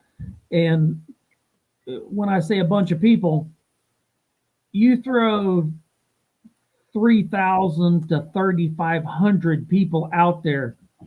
Okay, they're seeing everything. All right. So then when do you reach a point where you're like, okay, let me just fish where nobody else is? Let me try to spend the bulk of my time fishing where they're not seeing a lot of lures, where where those big ones have moved to after they've got run off the bank and stuff like that. So my way of thinking, and that's coming from a guy who I know I can put my jig where most mere mortals can't. And I still kind of believe some of those fish move out. With forward-facing sonar, I hate to say it, some of them are going to move out and suspend, and the right guys are still probably going to be able to catch some of them, even if they do suspend, So yeah, I really think it'll be one deep this year. I think the Big Bass Bash will be one offshore, out deep. maybe in the middle of a creek somewhere. You know, he might not be far from the bank, but I bet you it's not where everybody else is throwing the bulk of the time. Aaron thinks that it's going to be one really shallow because there's going to be 3,000 live scopers pinging, and the fish will probably just float to the surface. So if you're paying attention, you might be able to scoop one up with a net. Might be able to just dip one. Yeah, it's there's going to be a lot of it goes on. Trust me, I watch it every day. You know, me and Lawson got around a little group of guys today, and you could tell they're out there scoping. They're scoping around looking for them. And of course in the Toyota, yeah, you're gonna, you know, it's a status deal. Yes, I have it, and yes, I'm good at it. You know, and so yeah, you're gonna see lots of guys try to do it, and shoot, the Invitational got one last year doing it. You know, so yeah, you're gonna have a lot of people doing it, trying to do it, trying to make it happen. Just because it's 3,000 to 3,500 supposed amateurs, oh no, they all still got it. You know, most of them still got it, the technology. So, but what do you like on your Carolina rig? You know, if I'm going to Carolina rig, most of the time it's a creature bait. You know, it's almost always a creature bait. Bojangles makes one that's a tiny bit. It's kind of in between a brush hog and most of the others. It's kind of an in-between size. I catch the hell out of fish on it, and it's just a good size, and I use it a lot. So just green pumpkin, yeah, something like that. Yeah, just don't worry about the color. If you're fishing out there deeper, if it's as long as it's some form of green pumpkin, you're okay. So yeah, I think that's that does get overlooked a little bit, that deep bite, because it's a little harder to fish. It's deep takes a little longer, really, and it's not. Sometimes it's not fun. You know, you only fish for 1 or 2 bites. You know, here's a little, for instance, Payton last week. Payton spent all day long. He actually made himself leave anything that he could skip around the boat dock at the house because he wanted to go spend the day. That's hard to do, man. That's what you got to do, though. Yeah, and he told himself, he said, I'm not taking anything. He said, I'm leaving all them rods at the house. I'm taking my deep fishing stuff, and I'm going to go fish for a day and see if I want to fish the tournament. And he caught 2. He caught a 7-11, and he caught a 6-9. Good God. That's the only 2 bass he caught all day long. Said never caught a small one, never caught a short one. And one of those, he limit right there for 5. I mean, that's a decent 5 fish limit. And one of those, he live scoped. He said, seen it standing on top of a rock about 25 foot deep, and pitched out there to it and caught it. So, and the other one he caught just fishing, just casting, you know, and caught it. And that's why he's not fishing, you think? Because he didn't find, you know, what he was looking for? No, his best friend and his golf partner was in a motorcycle crash. Oh, okay. And he's got no family. He's basically got Payton, and it's Payton's wife's grandfather. And they golf together about 3 days a week. And he was in a really bad motorcycle wreck last weekend over this bike fest here at Lake of the Ozarks. And, you know, just he's boogered up in the hospital really bad, you know. And Payton says, he says, hell, I'd have that on my mind the whole time too, you know. So, but anyways, you know, and he said, they ain't out there real good. And he likes to fish docks, but he likes to fish deep much better, you know. So, but anyways, he fished 2 days after that and didn't catch one. Did not, as far as he knows, didn't have a bite that day. Oh, wow. And never saw one on live scope that he said, I never saw one on live scope that I thought I could have caught, you know, and tried. So yeah, it's just, it's all real inconsistent right this minute, you know. I think if we had just a skosh more cool weather and got that water temperature down, you know, low 70s, you know, something like that, then I think it would have been a much better tournament. It'll still be a good tournament because Lake of the Ozarks is full of bass. It feels like we're this time everywhere that I fished. it feels like we're 2 or 3 weeks behind right now of where we should be at. I mean, we've had some unseasonably warm nights. We haven't had those cool nights just yet. Well, there's a lot of them haven't left that deep water yet, and you can only hope that they all go to the bank at once, because when that happens, it's real stupid and everybody catches them, and you catch them on 10 different baits thrown at the bank. But that's not happening yet here, not at all.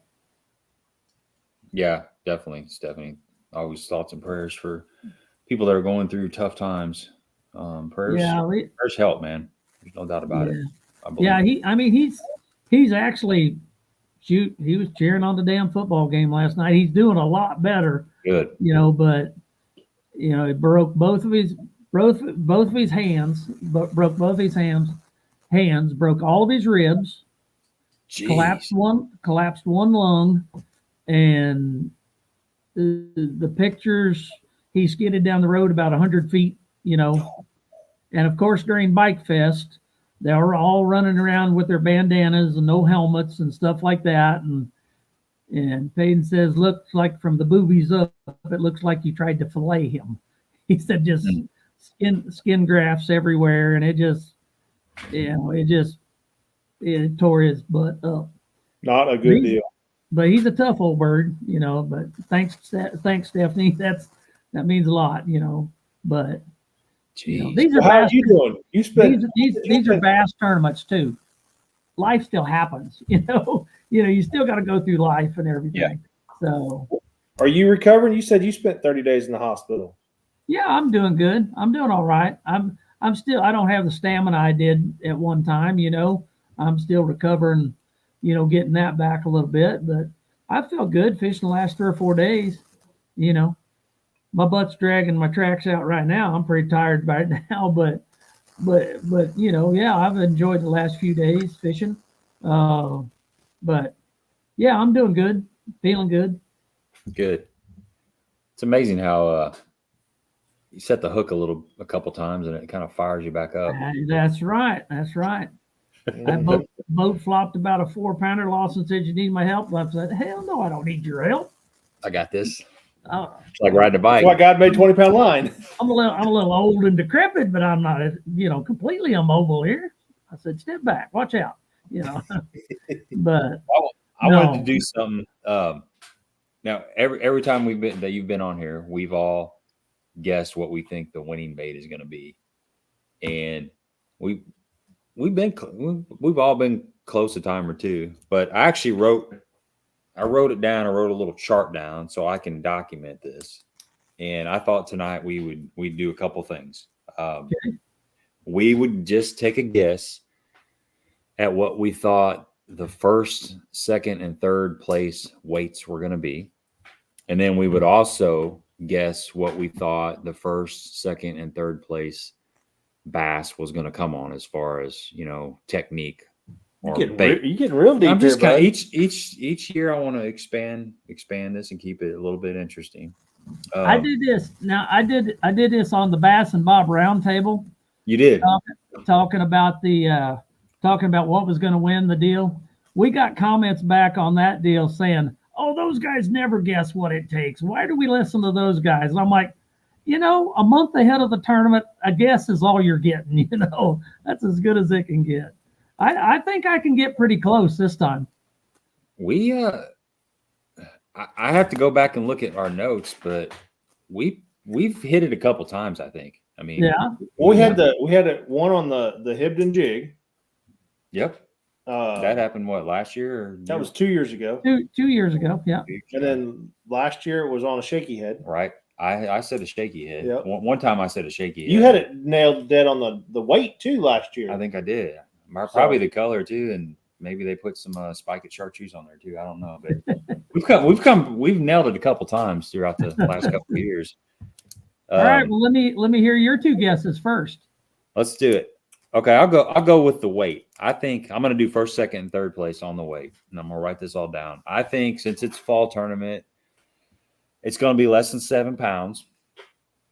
I'm thinking, although when you're talking about Payton catching a 7 whatever and a high 6, I'm like, well, they're out there swimming around. It's got me kind of second guessing myself, but I'm going to go with Cops and Bobbers. The guys that won had a 7.4 and a 6.90 something. That was in what, the same bag. Yeah, 20. They had 24, and 2 of them were 7-pounders. Jesus. Yeah. Okay, I'm going 698 on the $100,000 fish, and then I'm going 676 for second, and then I'm going 659 for third. That's my guesses. All right, I'm going a little bit higher than you. Okay, I'll write them down. I got 713. Okay. 692 and 673. Okay. All right, you're up, Dion. Lawson caught one 2 days ago that weighed 732 on his scales. So I'm going to throw that one out there. 732 for big. Okay. 7 for second. And then 7 a high. Yeah, 7 flat for second. And then the third one will be a, 6, 7, 6, 8, somewhere in that range. Something along that. So give me a number. 6, let's go 676. Okay. We're all over. Somebody's got to hit it. Yeah. Well, there's high 6 or low 7. I caught a 4-pounder today. Was as freaking round as it could be. I mean, some of them are beautiful. I mean, really, it's just, you got to get it in front of the right fish. It's chasing the right little school of shad around. I mean, and you can catch some really fat ones right now. So Stephanie's saying first 724, second 719, third 689. So we're all kind of we're in the same ballpark. Yes. Stephanie's thinking. Jim's got to go with a 7-pounder. Yeah. Well, you guys are both over 7. I'm holding right at. I'm 698 for my big. So yeah, I'm being a little bit conservative. We'll see. It seems like it never takes that, but like I say, you're seeing some 7-pounders right now. I mean, Peyton caught two last week. Lawson caught one a couple days ago. Like I say, and then in the Cops and Bobbers, like I say, those boys had two 7s in the same stringer of bass. So yeah, it's, and last year this time, Jim Dill had 5 that weighed 28, in a tournament. So that's right. So yeah, they live here. It can happen. He probably caught him on chug bug too, knowing him. I don't know how he caught him. All right, what's the winner gonna be caught on? All right, you go first this time. Jig, green pumpkin. Wait, first place jig, green pumpkin jig. Okay. What kind of trailer? Big salty. A big salty. Okay. All right, I'm writing it down. What about second? Morning Dawn drop shot, 7-inch. Okay. Dawn drop shot. 7-inch. That's a big one. You gotta throw big worm, catch big fish. Big worm, big fish. Big worm, big perm. Okay. What do you got for third? 1 knocker, bone spook. Really? Okay. We got a couple weeks. You're being very specific. I like it. They're going to be moving up. 1 knocker, bone spook. Yeah, we're just a few cold fronts away from things changing. Well, with the front that's moving through the hurricane. So, Dion, what do you think? You first. You first. I've been right. I haven't had a chance to think. Okay, I knew you were going to throw that back. So, you got a 7-pound 13-ouncer coming on a green pumpkin jig with a big salty craw. Yep. You got a 6.92 coming on a Morning Dawn drop shot, 7-inch worm. And then you got a 673 coming on a 1 knocker spook in a bone color. It's very specific. Okay. You see, it's not very specific when I'm right, though. Like, got to have that confidence. Well, you could have said a walking bait, a walking topwater. Well, I put topwater down, and I'm like, no, he's gonna.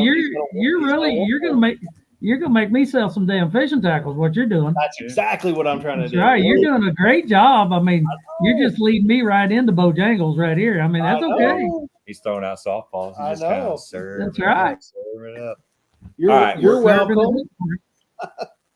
All right, you're up, buddy. I'm going with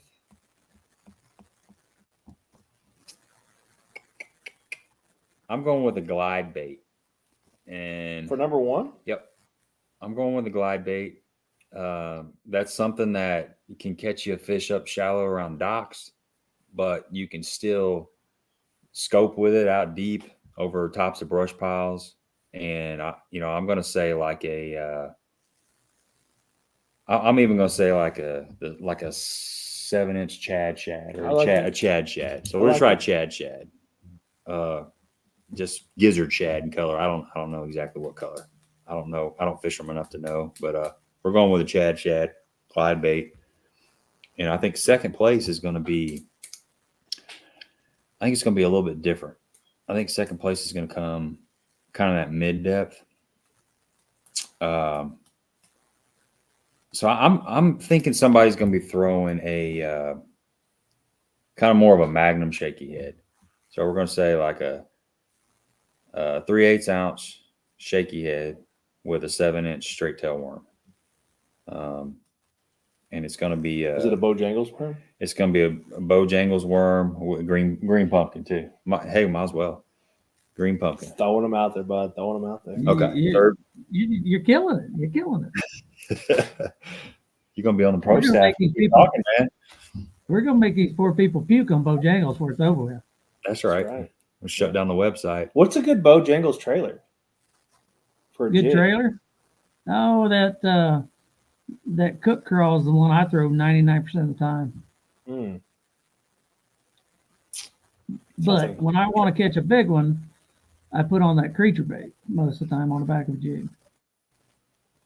I'm struggling. Okay, is it my turn? Did you get all three? Oh, I got one more. He's still. I was starting to say you're really thinking this last one through. Third place, I got the old Ricky Bobby mentality. If you ain't first, you're last, bud. Like, that's right. Especially in this tournament. Third place really doesn't mean a lot. Okay, I mean, it's just better than fourth. It's only $20,000 or whatever it is. Yeah, it's only $20,000. You're not winning $100,000. Yeah, but nobody is going to say, "Oh, you finished third in the Big Bas Bash." No, that's not how that works. Oh, you lost the Big Bas Bash. You could almost buy enough electronics for your boat with $20,000. Almost, if not quite. You won the Big Bas Bash, you still can't go out and buy you a new boat fully rigged. You can almost rig electronics on your boat with third place. Yep. Almost. But you Come can't on, spit it out. 3 more. You're making me think too hard about this. Yeah. Well, I got distracted here. There's a lot going on here. Okay, I'm going to go with a. Man, I want to go topwater, but let's go a jig. I'm just going to go a half ounce jig. What kind of jig? What kind of jig are you going to throw? Like a Hibdon hammer or something like that? Me personally, that'll work. That's always a good one. Personally, I'm throwing a Cumberland Pro Lures jig. Oh, Jesus. But if I broke that off, I'd tie on the Hibdon. Oh, okay. All right. Go ahead. That's all right. I'm going to get Hibdon's hammer in there. I promise you. And then we're putting a big creature bait on the back of there. We're going something like a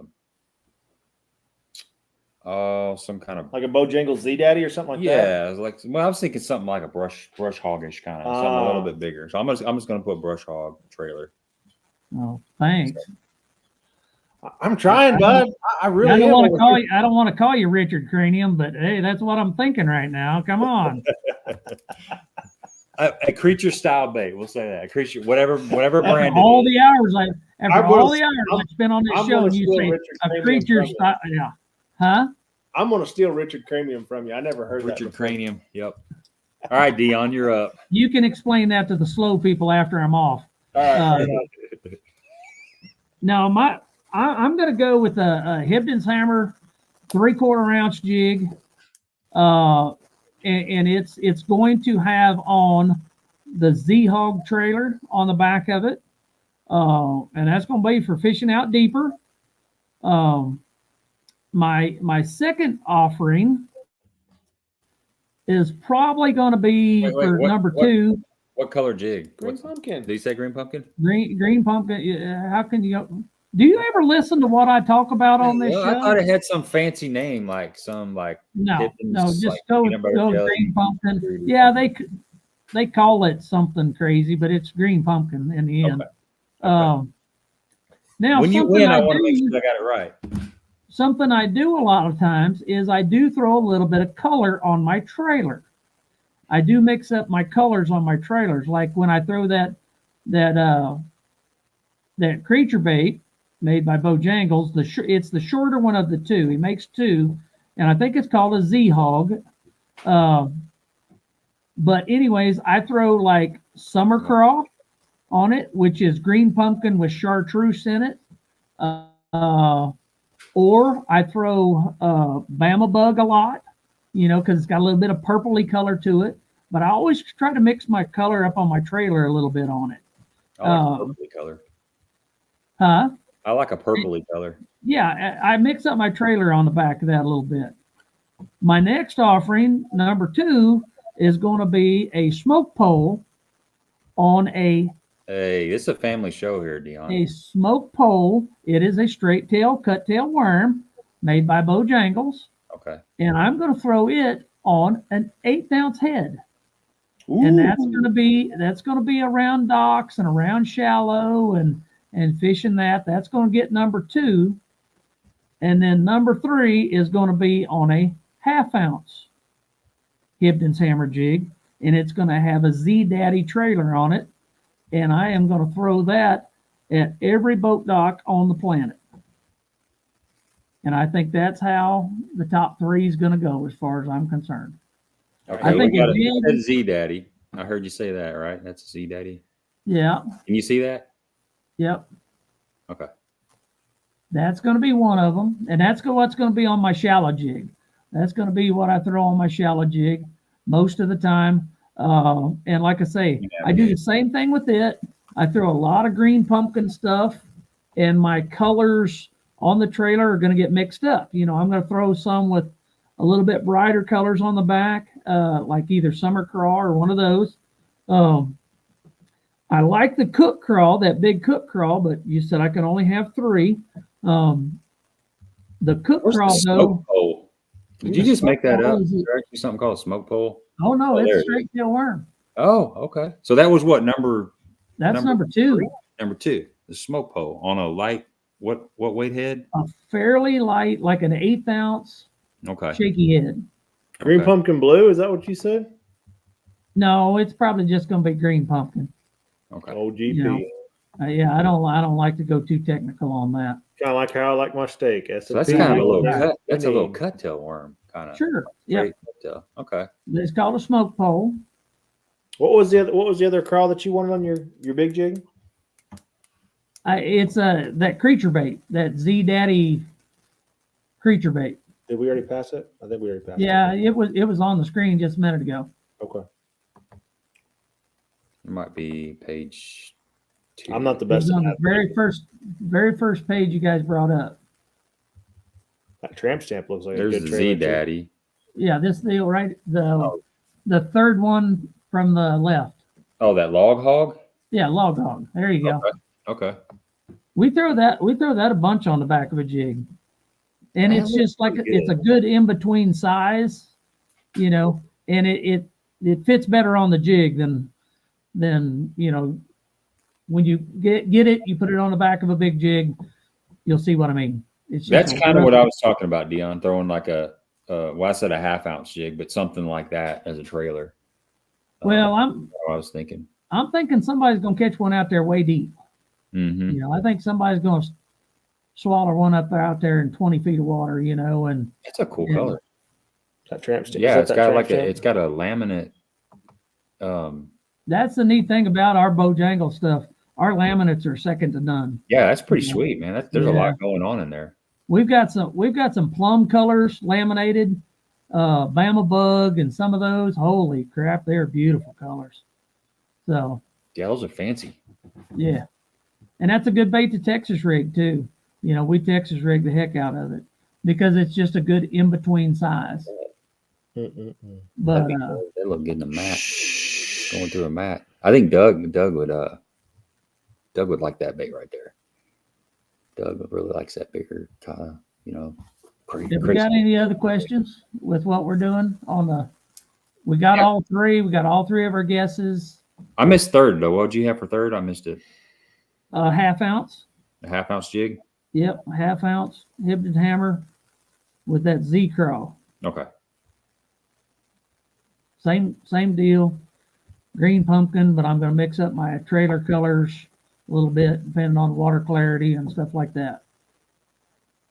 But Gotcha. Okay, so we got it all. We got it all captured. How I don't about know. What are we gonna? What are we? We got to have a wager here or what? well, make it easy on yourselves. You guys are the guys that were wrong on your guesses. Oh, We live too far away. We live right down the street. But don't start complaining about your geography of this deal. Oh, I'm too far away. No, you're the one come up with this little game, dude. I'll order. I tell you what. I'll send you something in the mail if you win. A surprise. It'll be a surprise from Amazon since that's all I do is deliver freaking Amazon Got packages. a surprise from Amazon. Might It be could be somebody anything. else's stuff. Is that what you're saying? It could be. Might be something from Frederick to Hollywood. Hell, you never know. Well, all right. I was just thinking trade. You got to trade a fishing trip. Hey, you ain't scaring me. Hey, I'm going to tell you right now, I don't need no excuse to go fishing. Some frog fishing Frog for fishing some this dock fall skipping. for some dock skipping. How about Holy that? crap. That's a deal there. I'd do that. Sounds like You we got take me and something put me on one, come up and slobber on a frog. I'll be all Hey, about showing you how to we skip. got on some your grass boat. around here. We're about this We close do to have some grass being around here. awesome right now. Really? Where we can take them graphs and I can leave them at the house. We just That's roll the way. with a trolling motor. Well, I'm the same way with dock skipping. We're about 2 weeks away from where we can leave all that stuff turned off while I'm fishing. So, Oh, has anybody got a question about the bash or Here it anything? Here it is. What area of and this always comes up. What area of the lake will the winning fish be caught at? I was thinking where's it going to be weighed in at, or the area of the lake? Are I we think Red guessing? Oak. I'm Are just we guessing. guessing or are we telling? We're just guessing. I'm always going to guess on the low end. And when I say that one down by the dam or Like Alhana, like or Workman's Cove. Alhana, Uh-huh. or the one all the way down by the dam. Are we guessing on this too? If you guys would see this thing, if you guys would see this lake when they spawn, that's just where the big ones live. I mean, there's a lot more big ones. Well, and pretty much from PB2 down, there's a lot more big ones than up the lake. And so when you throw 3,500 people out there chasing them, I'm going to give it to the odds that somebody down there is going to come up with a big one. And I truly believe it's going to be big this year. So, or deep. So that's better. Normally it's better deep water fishing from PB2 down, but so Yeah. I think it'll be one of them lower weigh-in places. Are you doing the? Are you still gonna talk at the Warrior William? Yeah. Yep. Okay. Yeah. Cool. We had we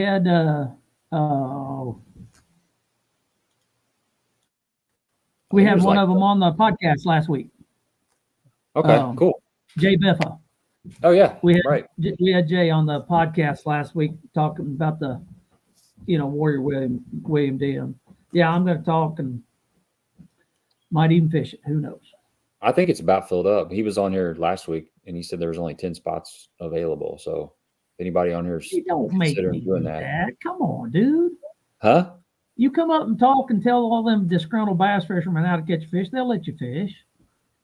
Yeah, they could bump it up a little bit. I'm kidding, man. Man, it is fun though. It is That's fun. a good thing. Don't forget 2 world championships, dude. Come on. Of course they're going to let me fish.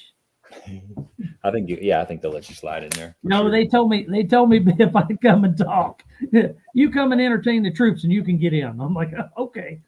So, but anyways, no, I might. Hopefully I'll get to fish it. But if not, I'll be there talking about it anyways. So I heard we had a couple people on here. It's been about a month ago we were talking about that, but I heard that there was supposed to be a guest appearance by a Sasquatch you kind of on the inside of all that. Have you heard anything about that? Like a Guest appearance of a what? Sasquatch. Oh shit, I know I'm in then. You think that's who they're talking about? You? Oh yeah, probably. Yeah. No, they're probably talking about Peyton. He's like a freaking chia pet. He can shave and look like me the next day. Yeah. You ain't never seen my boys with their shirts off. Yeah, that's bad. There's a lot of monkey in there. That's all I know. They ain't gonna freeze if they fall out of a plane in the middle of the mountain. Sir. In the wintertime. No, sir. They can go nude in the Arctic and they're just fine, But lonesome. they used to. Yeah, you guys don't know Lawson quite as well as you think you should, but once he gets to know you guys a little bit better, about 90% of the time you come slipping up on him, you look up, yeah, you're gonna see the moon. That's just the way it is. That kid's not afraid of showing his hairy ass, and he does it to me all the time. I mean, it's like, dude, I've seen it. Stop it, But and especially if he knows I got somebody with me that hasn't seen it, Next level plumber. Go to pull up to him, and I'm like, dude, stop that, Nobody needs to see that. But that's great. But anyways, yeah, we have a good time when we're out there fishing. You got to.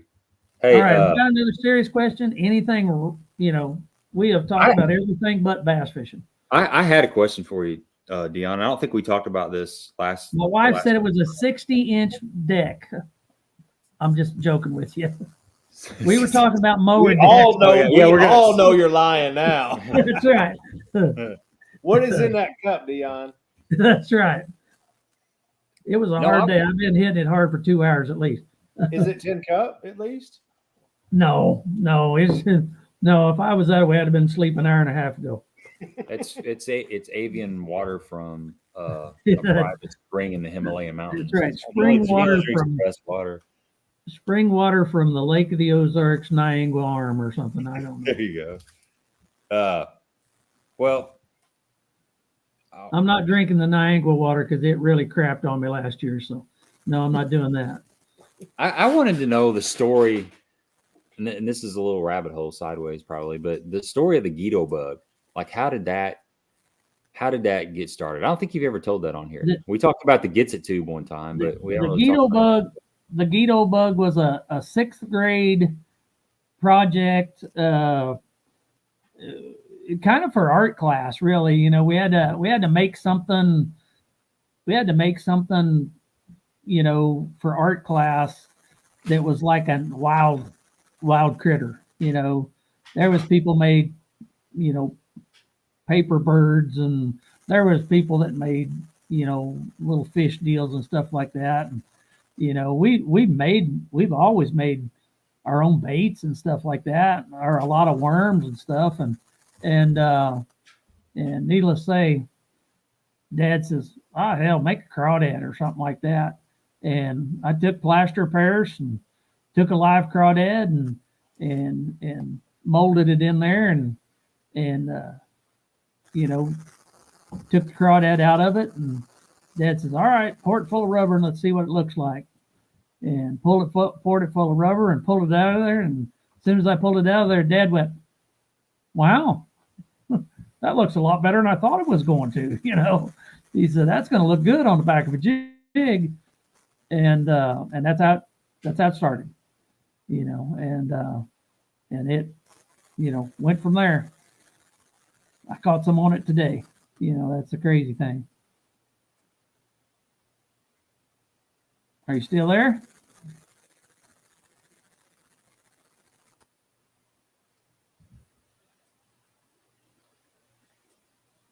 Hey, Amy.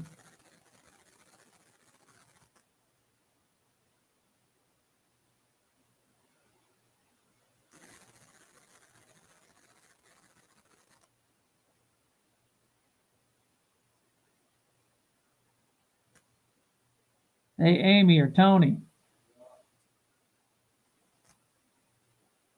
I don't know if I lost them or if they lost me or.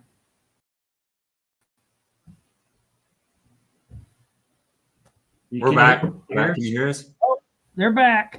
Yeah. No, you didn't do anything. It was on our yeah, end. it was our end. All of a sudden, the computer said we've lost connection with your camera. Oh. And we're So did you get any of that? You No. hired somebody from the FBI to come No, up with some kind of crawfish? no.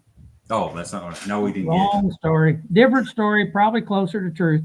No, we heard it was an art project. It was an art project in school, and and needless to say, my dad says, just make something, you know, and we were actually catching them on a jig, and anytime we did that, Dad would put me out on the bank catching crawdads, you know, and I would get out on the bank, turn over rocks, catch a crawdad, you know, get it, look at it, so we could see what colors to throw and stuff like that, and I caught this crawdad and had it in live well, so Dad could look at it and match up jig colors, you know, and kind of, you know, make some stuff that was close to the same color.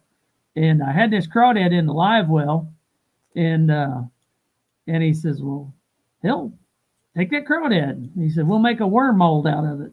And so we took the crawdad out of the live well, and we put it in the bottom of a box, you know, and it was dead.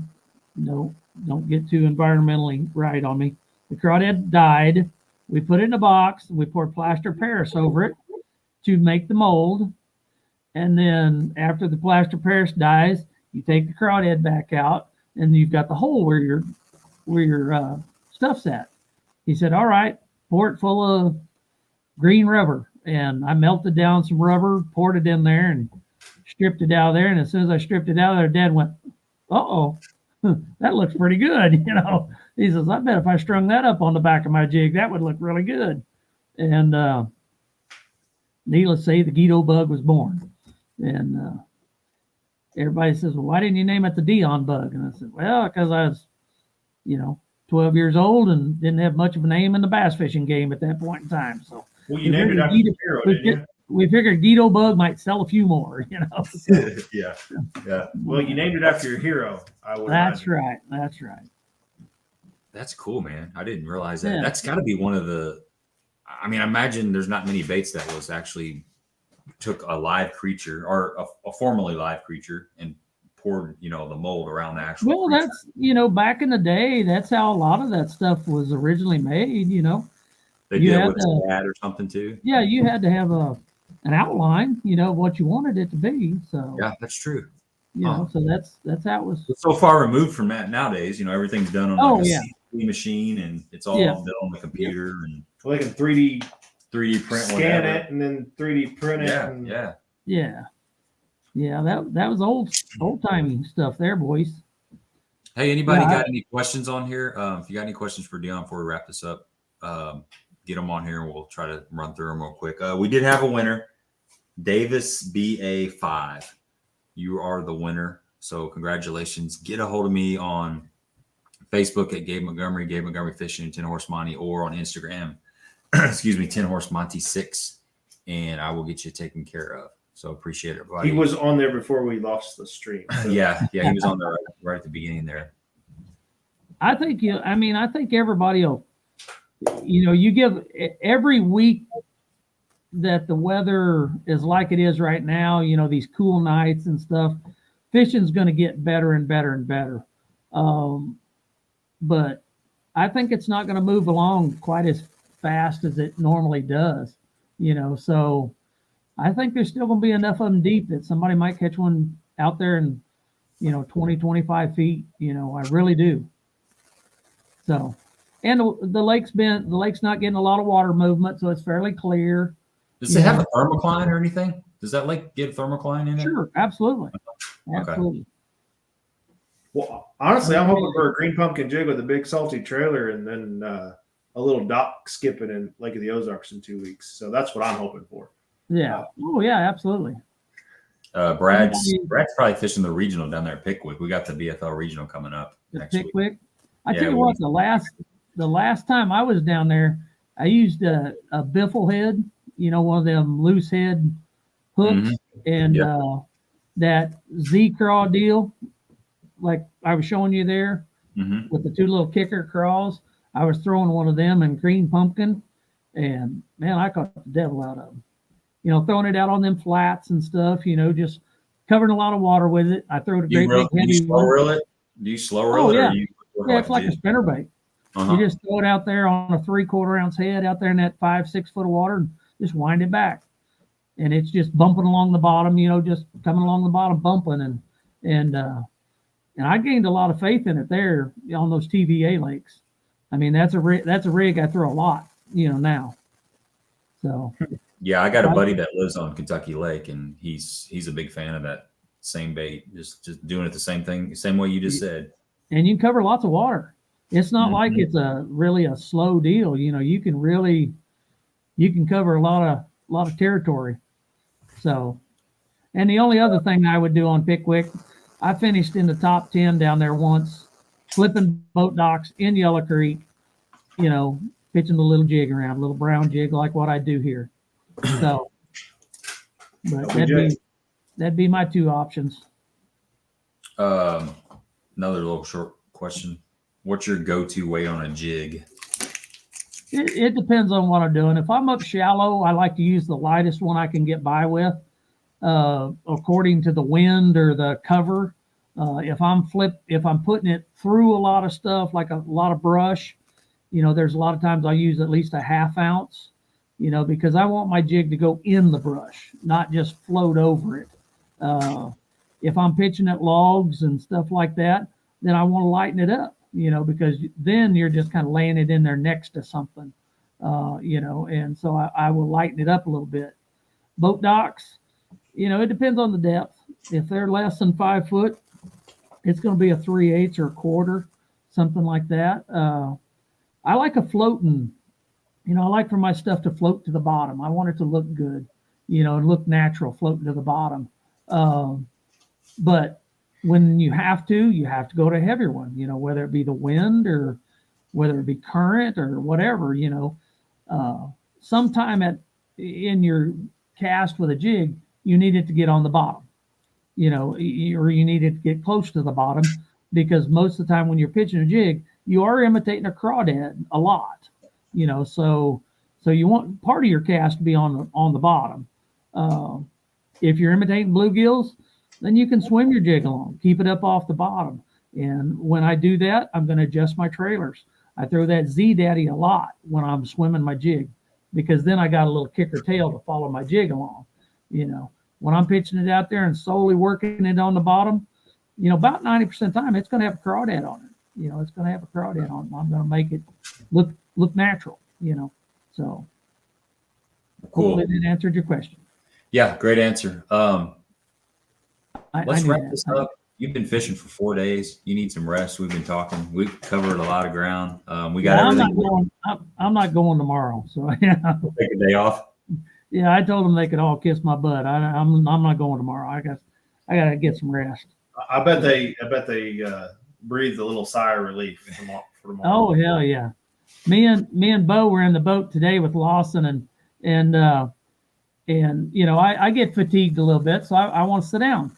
You know, and so I sit down in the seat. And first thing I know, Bo was sitting in the driver's seat. Lawson's running the boat, and Lawson made a good skip, and we started doing it kind of like a golf pro type deal. You know, we start, wow, that was a really nice shot. You know, oh, and it ended up good quiet entry. You know, and we were like golf commentators.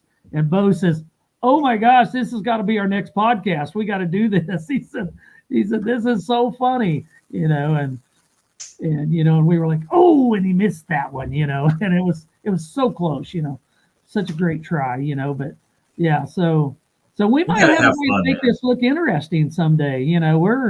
We're thinking about having it, you know, or have live hecklers in the boat with you, you know, just whatever it takes to make it 2 paid hecklers live in every boat. You do something good, you're going to get roasted. Well, you need some kind of crazy person to come out on the dock. Just like on Caddyshack, you know, and stuff like that. You know, yeah. it would be good, you know. You have some old lady come out and spray you down with a hose in about January when you're flipping her dock. That's right. Have a Labrador that can actually jump further than most and land in your boat every now and then. You know, just there's all kinds of ways of making it interesting. We just haven't tried hard enough. That's right. We're all too, everybody's too prim and proper. Oh yeah, and everybody's too uptight. Absolutely. I mean, loosen up, guys. God dang, it's just fishing. I mean, yeah, everybody needs to loosen up, lighten up a little bit. We need a John Daly of the bass fishing world. Oh, absolutely. We got him. Yeah. I mean, if we could put 100 pounds on Swindell, we got him. It's not a problem. Yeah. Well, that's true. I was thinking of a different one, but yeah. Oh, you were? Who's your guy? Well, and it's not my guy. I was just thinking of a different one, kind of that Matt Robertson on the Elite Series. Oh my gosh, that guy's hard to watch. Yeah. Holy crap! I was on the same team with him for a while. An acquired taste. Yes, he is. He's an acquired taste. Yes, absolutely. But hey, if you ever if Bo ever wants to come on here and talk about his baits, he's welcome to come on here. Just I know you see him a lot more than I ever would, so just relay that message to him.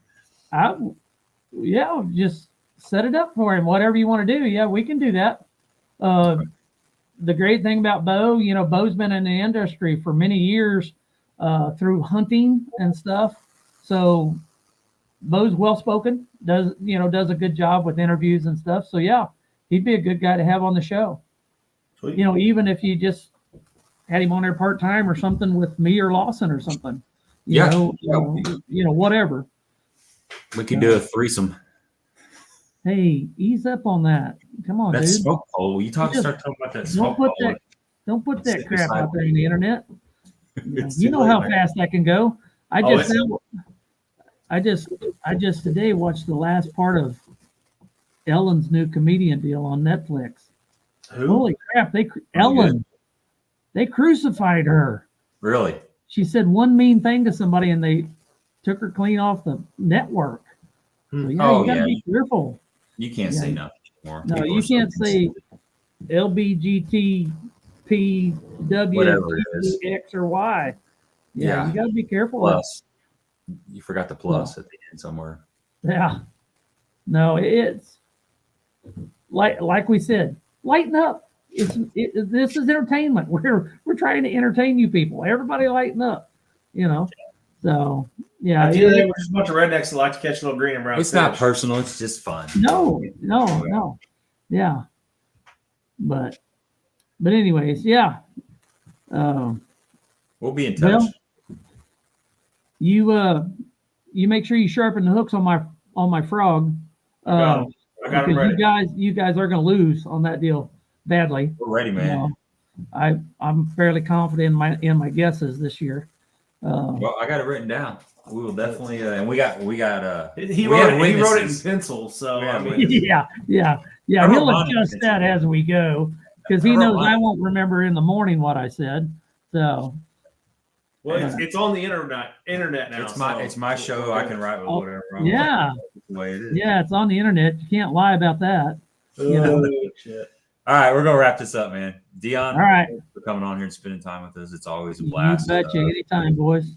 And thanks for everybody that hung out with us. We do this every week, so hope to see you next week. Take care.